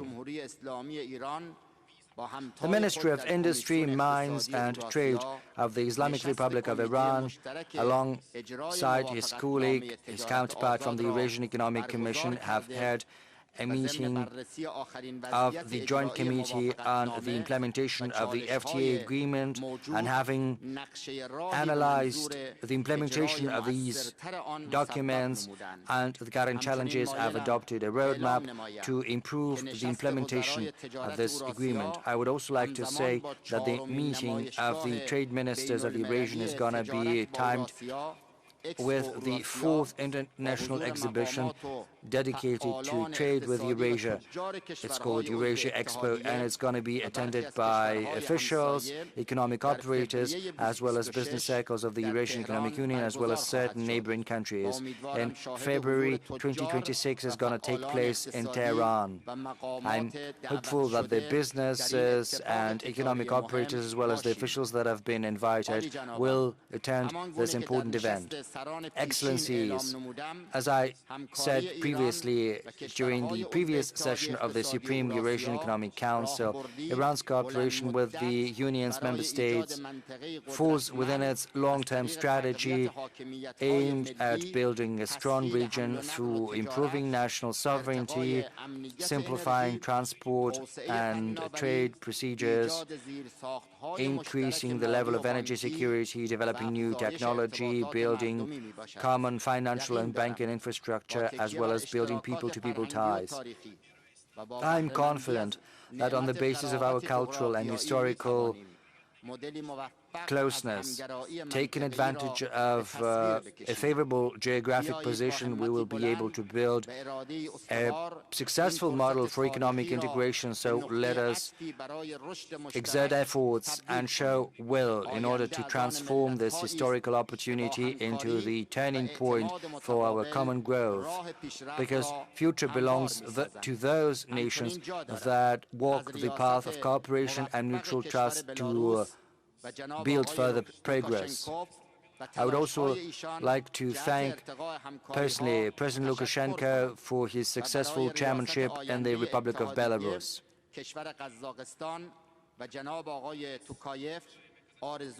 And to His Excellency President Tokayev, I would like to wish you every success. In conclusion, I would like to wish success to this meeting, as well as to the governments and peoples of the Eurasian Economic Union. I wish you good health, well-being, and a clear sky. And once again, I would like to thank President Putin. Thank you, Ambassador. Next, I would like to give the floor to the Ministry of Trade of the Republic of Indonesia, His Excellency Mr. Budi Santose. Over to you, sir. Yang Mulia Presiden Federasi Rusia, Presiden Republik Belarus, Presiden Republik Armenia, Presiden Republik Kazakhstan, Presiden Republik Kyrgyzstan, Wakil Perdana Menteri Republik Armenia, Wakil Perdana Menteri Republik Belarus, Wakil Perdana Menteri Republik Kazakhstan, Wakil Ketua Pertama Kabinet Menteri Republik Kyrgyzstan, Wakil Perdana Menteri Federasi Rusia, Ketua Dewan Komisi Ekonomi Eurasia, dan yang saya hormati para menteri, tamu undangan, Bapak Ibu sekalian. Превосходительство, президент Российской Федерации, президент Республики Беларусь, премьер-министр Республики Армения, президент Республики Казахстан, президент Кыргызской Республики, заместитель премьер-министра Республики Армения, заместитель премьер-министра Республики Беларусь, заместитель премьер-министра Республики Казахстан, заместитель первого председателя Кабинета министров Кыргызской Республики, заместитель премьер-министра Российской Федерации, председатель коллегии Евразийской экономической комиссии, уважаемые министры, гости, дамы и господа. Pertama-tama izinkan saya menyampaikan salam hangat dari Yang Mulia Presiden Prabowo Subianto dan seluruh rakyat Indonesia kepada seluruh hadirin yang terhormat. В первую очередь позвольте мне передать теплые приветствия от Его Превосходительства Президента Прабово Субьянто и всего индонезийского народа в адрес всех собравшихся. Merupakan kehormatan bagi saya untuk mewakili Indonesia dalam kesempatan bersejarah ini. Saya mengucapkan terima kasih kepada Presiden Vladimir Putin sebagai tuan rumah pertemuan ini atas pengaturan yang luar biasa, kepada seluruh kepala negara Uni Ekonomi Eurasia atas dukungannya dalam menyelesaikan perundingan persetujuan Indonesia EIU FTA, serta kepada seluruh juru runding dan sekretariat atas kerja kerasnya. В этот исторический момент для меня большая честь представлять Индонезию. Я хотел бы поблагодарить президента Владимира Владимировича Путина за прекрасную организацию этой встречи, а также всех глав государств Евразийского экономического союза за поддержку в завершении переговоров по соглашению о свободной торговле между Индонезией и Евразийским экономическим союзом, а также всех переговорщиков и секретариат за их усердную работу. Hari ini kita mengambil langkah penting untuk memperkuat hubungan antara Indonesia dan EIU. Penandatanganan persetujuan perdagangan bebas Indonesia EIU atau Indonesia EIU FTA bukanlah sekedar formalitas. Hal ini mencerminkan visi bersama kita untuk mempererat hubungan ekonomi. Сегодня мы делаем важный шаг для укрепления отношений между Индонезией и Евразийским экономическим союзом. Подписание соглашения о свободной торговле между Индонезией и Евразийским экономическим союзом не просто формальность. Данное событие отражает наше общее видение относительно укрепления экономического партнерства. Meskipun dipisahkan oleh jarak geografis, tekad kita untuk memperkuat kemitraan tetap kuat. Perjanjian ini menandai tonggak penting dalam sejarah ekonomi kita. Несмотря на значительную географическую удаленность, Despite the нас объединяет geographic твердое стремление distance укрепить наше between партнерство. Таким our образом, данное country and the Eurasian соглашение Economic Union, знаменует собой важную we веху are в нашем united экономическом by a willingness сотрудничестве. to strengthen this partnership. Mulia para So kepala this negara, meeting, para wakil this Perdana decision is a Menteri, landmark para menteri, tamu in undangan, the dan history Bapak Ibu of sekalian. our cooperation. Kemitraan ini dibangun atas prinsip inklusivitas. Manfaat dari FTA ini diharapkan dirasakan secara luas oleh seluruh pemangku kepentingan. FTA ini bertujuan untuk meningkatkan perdagangan dua arah, serta memberikan regulasi yang jelas, kepastian hukum, dan lingkungan usaha yang efisien bagi pelaku usaha dari semua skala, termasuk UMKM. Distinguished heads of state, ministers, guests, our partnership is based on the principle of inclusivity. We hope that the benefits from this free trade zone will be experienced by a wide range of individuals and groups. We need to create a beneficial economic environment for all businesses from small to large. Dirancang untuk menjawab tantangan ekonomi saat ini maupun di masa mendatang. Ekonomi kita saling melengkapi, mulai dari energi dan ketahanan pangan hingga manufaktur dan layanan digital. Indonesia memberikan akses IAIU ke pasar yang terbuka, sementara IAIU membuka akses bagi Indonesia ke pasar IAIU yang lebih luas. Bersama-sama kita dapat memperkuat rantai pasok global, mendorong transisi energi dan mengembangkan ekonomi digital. In the future, the free trade agreement between EU and Indonesia is poised to answer not just existing but future challenges. We complete each other from energy to food products to digital services. Indonesia provides the Eurasian Economic Union access to a wider new market, and the Eurasian Economic Union opens to Indonesia wider access to the Eurasian region as a whole. Together we will make trade chains more complete, better, and to develop digital technology and the digital economy. Kerjasama ini menunjukkan komitmen kita terhadap kolaborasi, keterbukaan, dan ketahanan jangka panjang. Namun keberhasilan FTA ini tergantung pada implementasinya. Kami mendorong pelaku usaha dan pemangku kepentingan untuk mewujudkan perjanjian ini menjadi kerjasama ekonomi yang nyata. In the situation of global uncertainty and protectionism, this agreement underscores our commitment to long-term stability and economic security, but its success will depend on practical implementation of the agreement. So we implore all of the sides involved to make sure it proceeds successfully. Saling menghormati serta komitmen bersama menuju ekonomi global yang stabil dan sejahtera. Terima kasih. So this achievement marks the start of a long-term partnership and movement forward based on the principles of mutual respect for the betterment and stability of the global economy. Thank you. Благодарю вас, господин министр, уважаемые друзья. Thank you, Minister, friends. I believe everyone who wanted to make a speech made their speech, and now I'd like to give the floor to the chairman of the collegiate to speak on the agenda, and then we will decide later. So, Mr. Sigentayev, you have the floor now. Thank you, President Lukashenko, members of the Supreme Council. This is the agenda of 29 issues. Some of them have been discussed earlier, and now in this session we propose to make a decision on the Uzbekistan issue, outline the main economic activities for year 2026, main goals for macroeconomic policy for 2026-2028, development of tourism, construction services, decide on common principles in technological services, the creation of a financial market.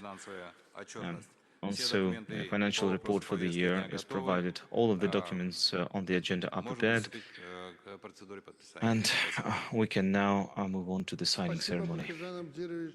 Thank you. Colleagues, we have basically concluded all of the agenda. We have discussed all of the issues. So as to keep with the democratic procedure, I'd like to ask you if anyone wants to make a statement on any of the matters that have been voiced moments ago by the chairman. Is anyone willing to speak? So no one wants to add anything. All right. Maybe some suggestions. No suggestions, no complaints. So then, distinguished colleagues, I would like to move on to the signing procedure or the documents signing. Are there any other proposals? No, they're not. So let's start the signing ceremony.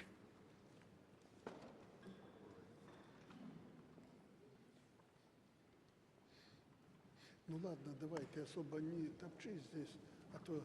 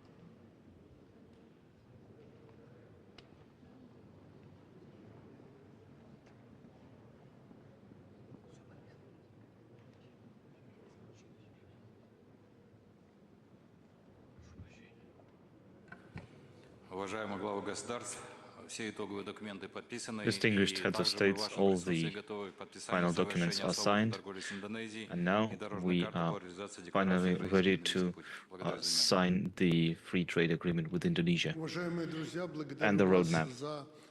Friends, thank you for the work that we've done today at this Supreme Economic Union Council. Also, let's announce the signing of the international documents. To sign the documents,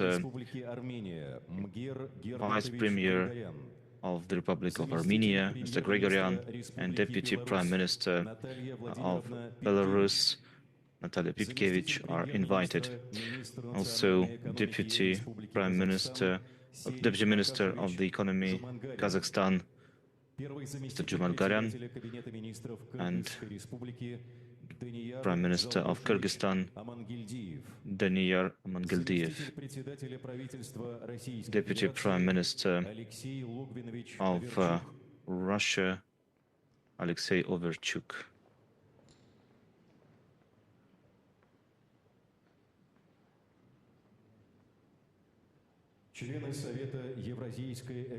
Members of the Council of the Eurasian Economic Commission signing the plan of events to legalize the declaration for the development of economic processes within the Eurasian Economic Union until the year 2030 and for the period until the year 2045, the Eurasian Economic Way.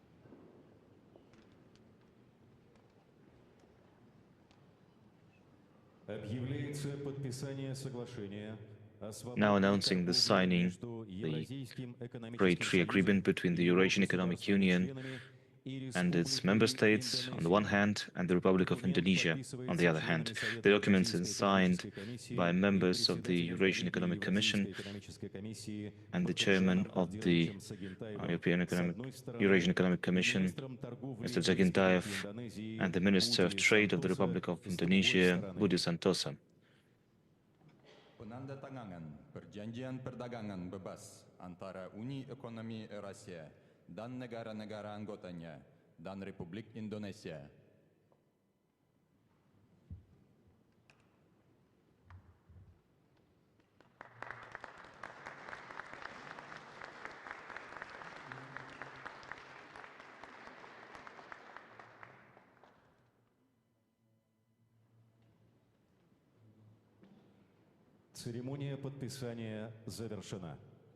The signing ceremony is now concluded. Distinguished friends, Happy New Year. Wish you good health and good luck. Thank you for your work.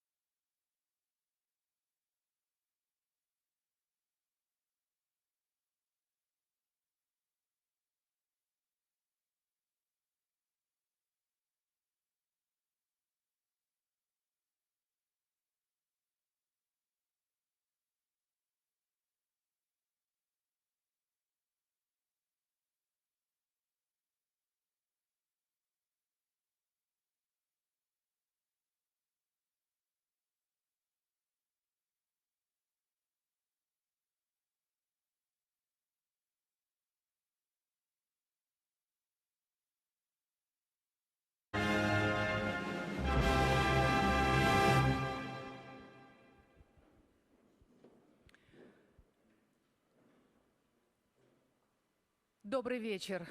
Добрый вечер, уважаемые дамы и Good господа. evening, Добро ladies and пожаловать на gentlemen. торжественную церемонию вручения Международной Welcome to премии the мира ceremony, имени the Льва awarding of Николаевича the Толстого. International, На сцену приглашается президент the Leo Российской Tolstoy Федерации International Peace Владимир Prize. Владимирович Путин. We're now inviting to the stage President of the Russian Federation, Vladimir Putin. Уважаемые коллеги, дамы и господа, дорогие друзья. Colleagues, ladies and gentlemen, friends, I'm happy to welcome all of you at this ceremony when we'll be awarding the Leo Tolstoy International Peace Prize. I think it's quite symbolic that the award is named after Leo Tolstoy, prominent Russian writer, and a classic of international global literature, a great humanist. His philosophical legacy, his works are recognized as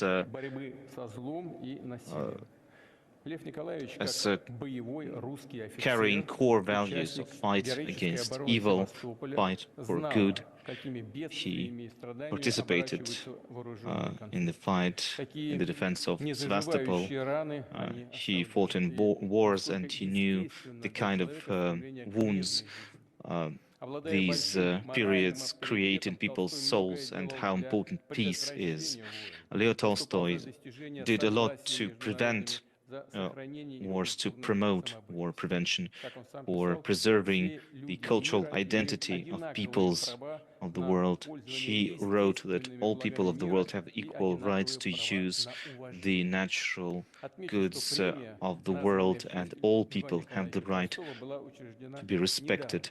Now, this Leo Tolstoy International Peace Prize was created only recently, but it turned out to be very much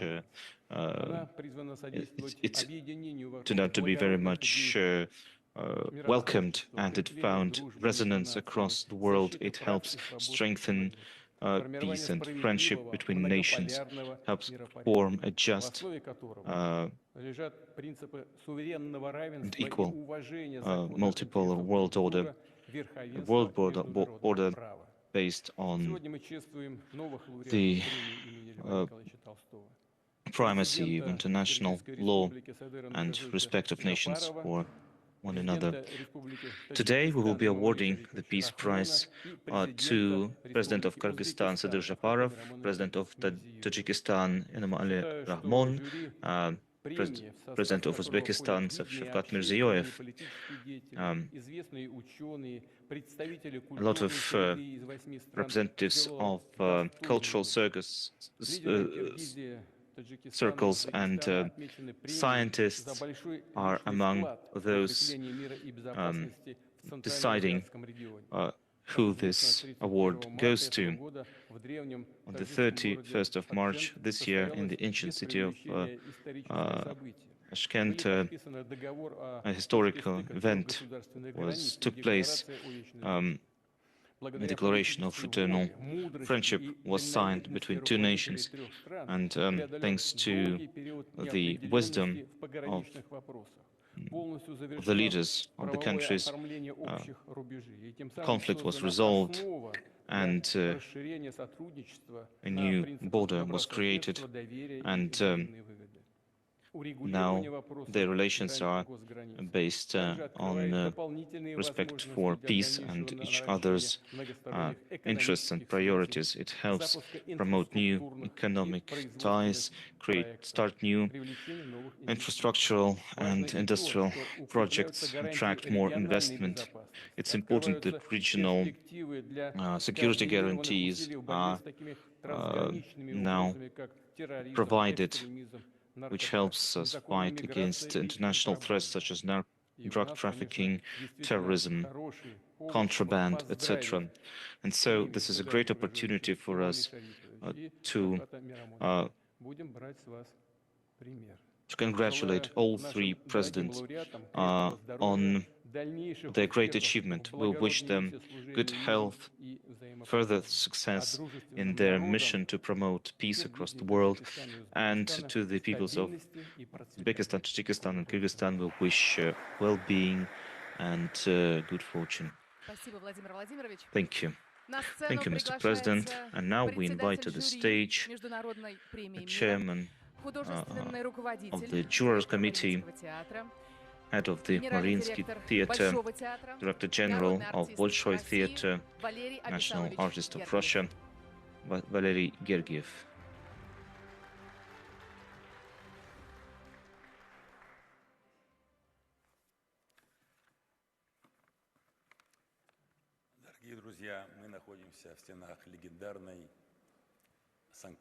Friends, we are at the legendary St. Petersburg Conservatory, a place that gave to the world a lot of world-renowned masters such as Tchaikovsky, Rimsky-Korsakov.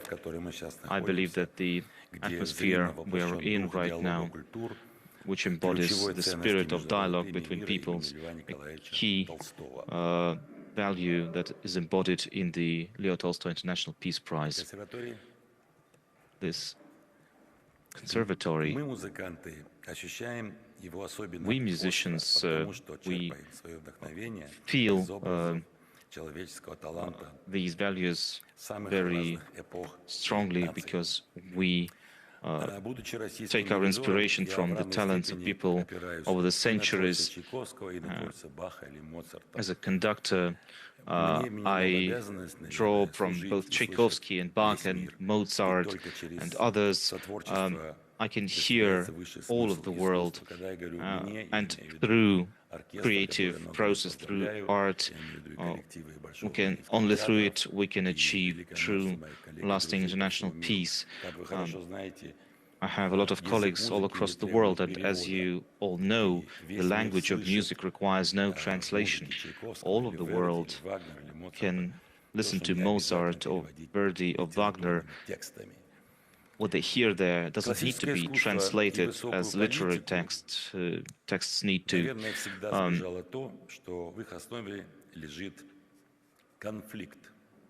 At the basis of music always lies conflict.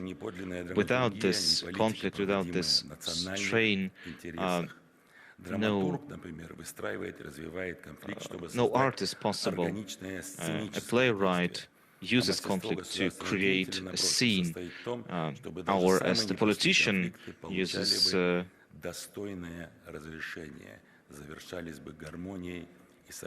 applies these principles to resolve conflicts to achieve peace.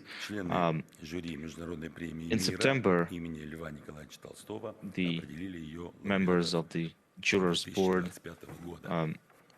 decided on the laureates of the year 2026, and these are President of Kyrgyzstan Sadyr Japarov,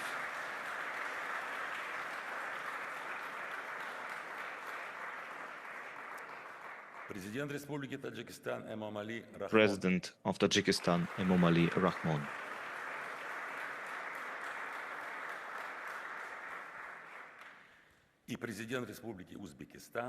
and President of Uzbekistan Shavkat Mirziyoyev.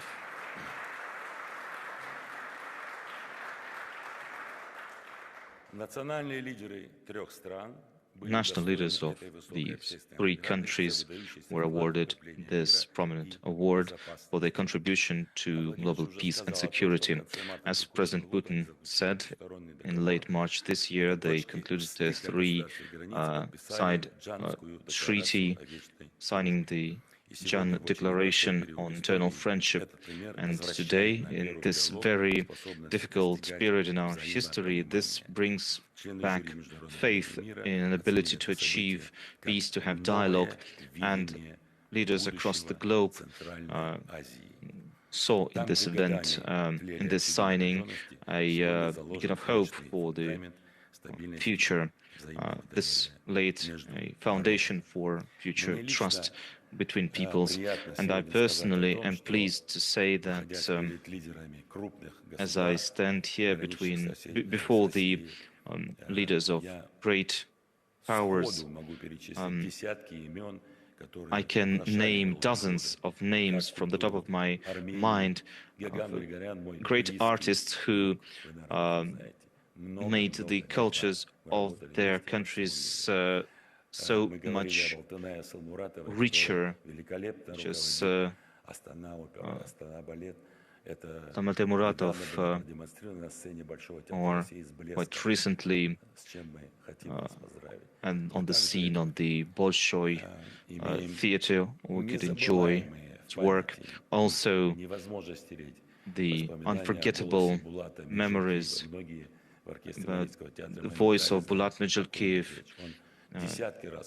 Some of you certainly know this person. He stood with me on the same stage in New York, in London, in France, a great friend. Also, Faruk Ruzimatov, the great dancer who represented both Russia and Tajikistan. And I sincerely hope that we will be able to develop friendly ties between theaters. This could be operas, ballets, concerts, plays by national troops.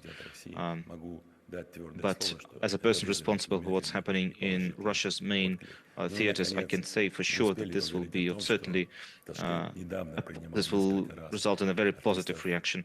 Also, Tashkent hosted a lot of artists from Moscow's Bolshoi theater, and I was really happy to recall how Bezot Muraimov, thanks to the help of our common friend, was able to join our collective. He's very young, and he was able to travel with us through Asia, through Europe, through Americas, playing on the stage. So let me conclude with these words. The world might be in a very precarious situation, but when musicians don't hear each other, when they can't hear each other, they cannot play good music. To be able to hear each other, to be able to hear music is a great gift. And I'm sure that, I know that for all of us, it's a great honor to be here, to play for you. And I'm sure that the world is waiting for this piece, the sound, this music. So whether it's Verdi or Tchaikovsky or Mozart or Wagner, their music need no translation. Thank you. Yes, thank you so much. And now let's begin the award ceremony. The laureates will be receiving the Leo Tolstoy International Peace Prize and a Golden Medal. So, laureates of the Leo Tolstoy International Peace Prize, the year 2025, President of Kyrgyzstan, Sadir Japarov.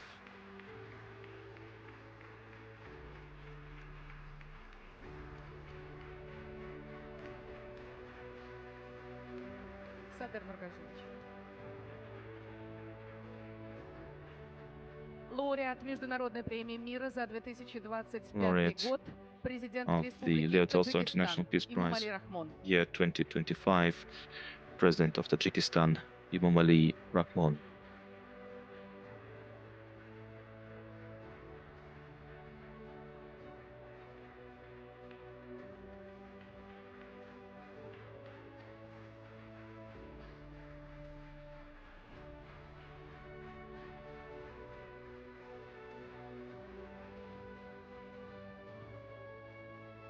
Лауреат Международной премии мира за 2025 год, президент Laureate Республики of the Leo Tolstoy International Peace Prize, year 2025, President of Uzbekistan, Shavkat Mirziyoyev.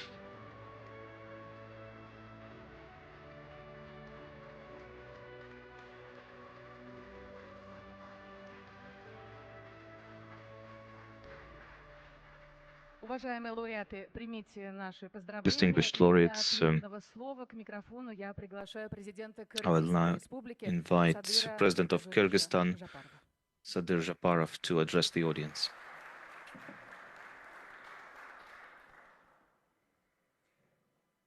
Уважаемый Владимир Владимирович, уважаемый Валерий Абисалович, President дорогие Putin, коллеги, друзья, colleagues, friends, позвольте искренне приветствовать вас и выразить признательность фонду allow me за to присуждение международной премии мира thank you имени for великого русского писателя awarding me Льва the International Peace Николаевича Prize named Толстого. after the great Russian writer Leo Принятие Tolstoy. жюри фонда решения о присуждении премии, The совпавшее с decision днем рождения of the Льва committee Николаевича Толстого, to award me this придает prize этой coincided награде особое with the birthday символическое of Leo звучание, Tolstoy, which is especially подчеркивая ее symbolic. гуманистический и It объединяющий underlines характер.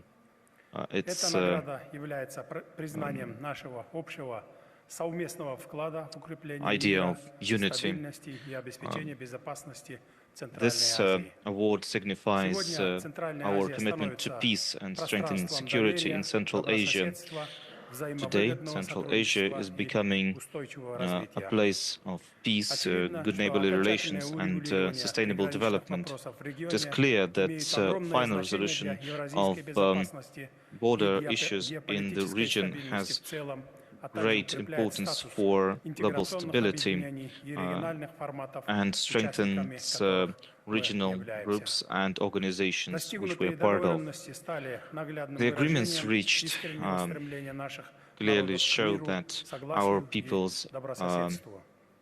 are committed Это to peace стремление and good особенно neighborly relations. ясно проявлялось среди жителей приграничных This was районов, especially где на evident протяжении in многих the лет people бок о of бок border regions проживают where for граждане years, Кыргызстана, Узбекистана side и to side, we see Таджикистана. living Как people говорил of Uzbekistan, великий кыргызский Tajikistan писатель Чингиз living Айтматов, together. будущее And as the человечества great writer возможно Chingiz только через Akhmatov диалог wrote, культур the и future народов. of humankind is only possible Наследие through the великих dialogue of писателей, peoples and cultures. гуманистов So the Толстого и legacy of the Айтматова great направляет writers нас such as к Tolstoy and созиданию, Akhmatov миру, толерантности, drives us любви к towards человеку tolerance, peace, и love высокой for нравственной humanity, ответственности. and high moral Идеи, responsibility. воплощенные в их The произведениях, ideas embodied in their особенно works актуальны сегодня, are especially когда relevant человечество today остро when нуждается в humanity единстве, clearly взаимопонимании needs и уважении. more unity, mutual Именно стремление к respect, такому and созидательному mutual будущему understanding. отражено и As в we strive, национальной as доктрине the striving Кыргызской for such a Республики, future is национальный enshrined in the дух, doctrine мировые of высоты, our основы которой созвучны constitution, статуту премии, ведь они and обращены it is к very much человеку, in к line его with the charter внутреннему of миру, к this его способности award. быть источником мира It и добра. addresses the inner Отдельно world of хочу every выразить person as a слова source признательности of президенту peace Российской and Федерации, good. уважаемому I'd Владимиру like to Владимировичу Путину за постоянное express my внимание sincere и вклад gratitude в to углубление President Putin союзнических for отношений, всестороннего contributing to стратегического strengthening good партнерства neighborly между нашими relations between странами our и countries, for выстроенный developing особо strategic доверительный partnerships with политический us, диалог. and Желаю constructing фонду political дальнейшего dialogue развития in a вашей very благородной миссии. Пусть ваша деятельность trust-based продолжает вдохновлять way. людей на So созидательные поступки, let your activities continue to inspire people for peace, for consolidation, of bring people together around noble people, and continue to promote traditional values to build a more Спасибо, Садыр Нургажоевич. harmonious Приглашаем society. вас спуститься в зал. Yes, thank you. Слово предоставляется президенту Now the Республики floor is Таджикистан given to Имамали the Рахмону. President of Tajikistan, Imamali Rahmon.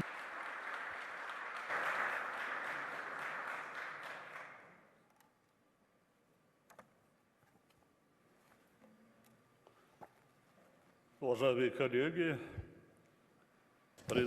colleagues, I'm very grateful to the leadership of the Russian Federation and the International Peace Prize Foundation for this honor.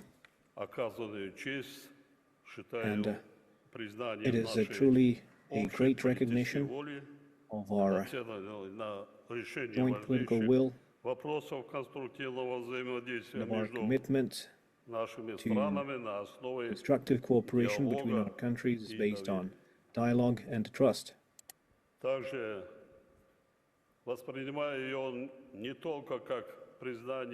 I also see this as more than recognition of a personal contribution, but also as the outcome of the concerted efforts of our countries to strengthen peace and security in the region of Commonwealth. The signing of the agreement between Tajikistan, Kyrgyzstan and Uzbekistan is certainly a key step towards regional stability and sustained good neighborly relations. I am confident that peaceful resolution of the border issues is not just a path to stability, but is also a precondition for our mutual development and prosperity. Once again, thank you very much.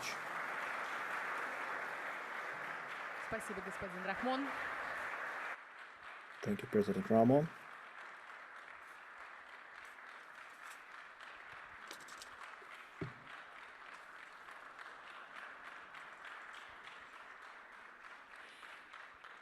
Для ответного слова приглашается президент Республики And now we Узбекистан invite Шавкат President of Мирамонович Uzbekistan, Мирзиёев. Shavkat Mirziyoyev.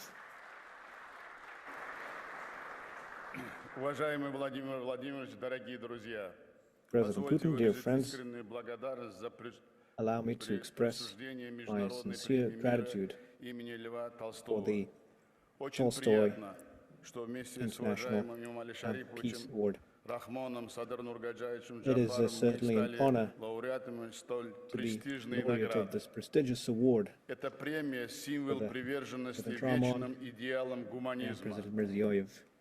This award is a symbol of our commitment to the high ideals of humanism that Leo Tolstoy ее получение как признание stood for. нашего общего вклада в And I see this award as the recognition of our joint efforts to turn Central Asia into a space of prosperity and cooperation.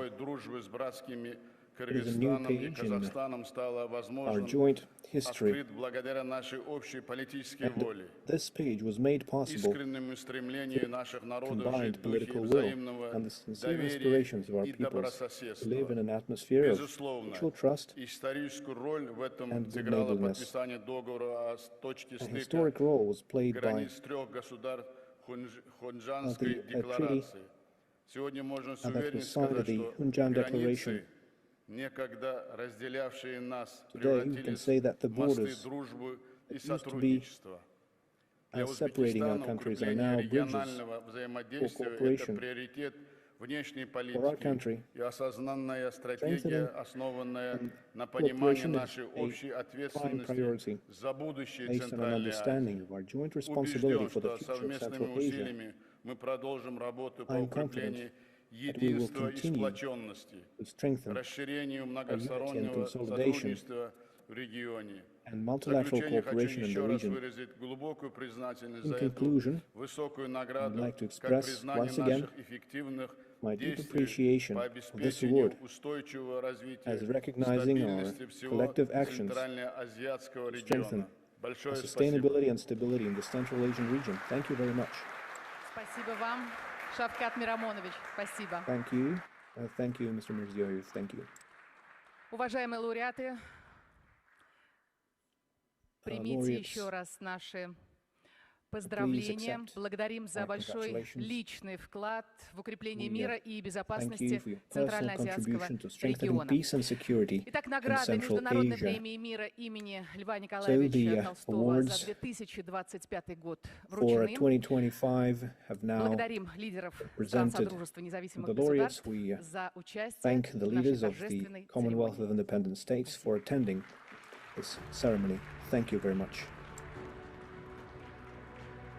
Уважаемые друзья, я хотела бы обратиться Friends, к залу буквально через несколько минут после небольшой технической our паузы. guests Мы will have продолжим a наш short великолепный концерт. technical intermission, after Великолепная which концертная программа concert will симфонического continue. оркестра We have a Мариинского beautiful театра под program. управлением маэстро Валерия Гергиева и Mariinsky звезд Theatre оперной Symphonic сцены. Orchestra, Буквально led by 2-3 Valery минуты. Gergiev, Спасибо. and Stars of Opera, 2 or 3 minutes.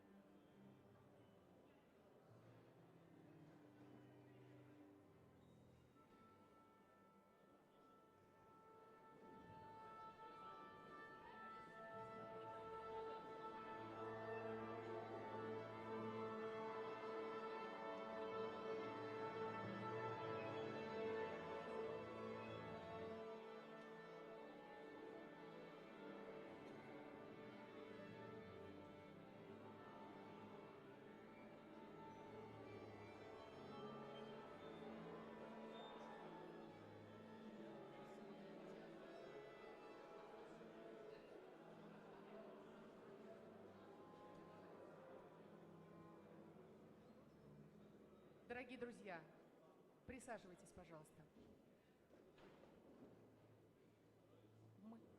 Мы в полной боевой готовности. У артистов очень хорошее настроение, я это вижу. Итак, мы готовы продолжать наш праздничный вечер.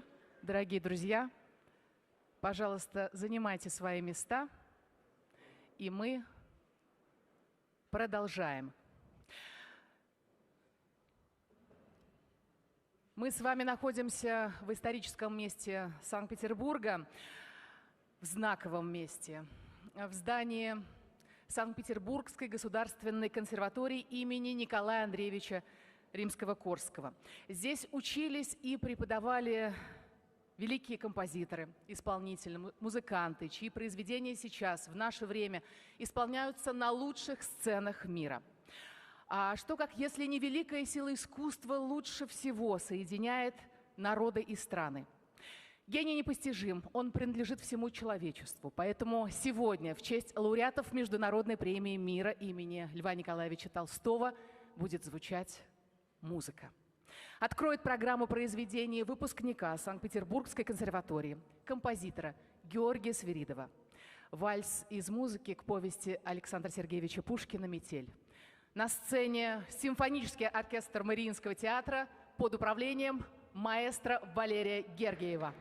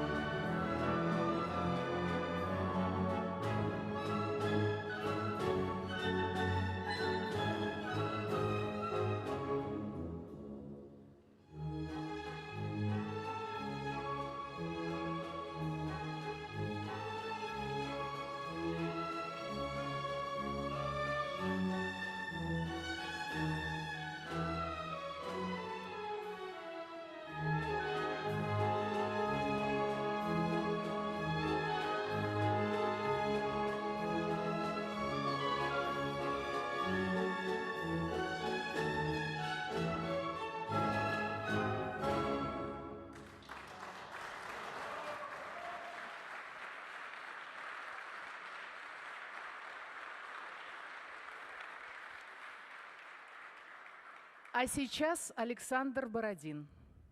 Ария князя Игоря из оперы «Князь Игорь». Солист, народный артист Республики Узбекистан, обладатель гран-при международного конкурса вокалистов имени Муслима Магомаева Женисбек Пиязов.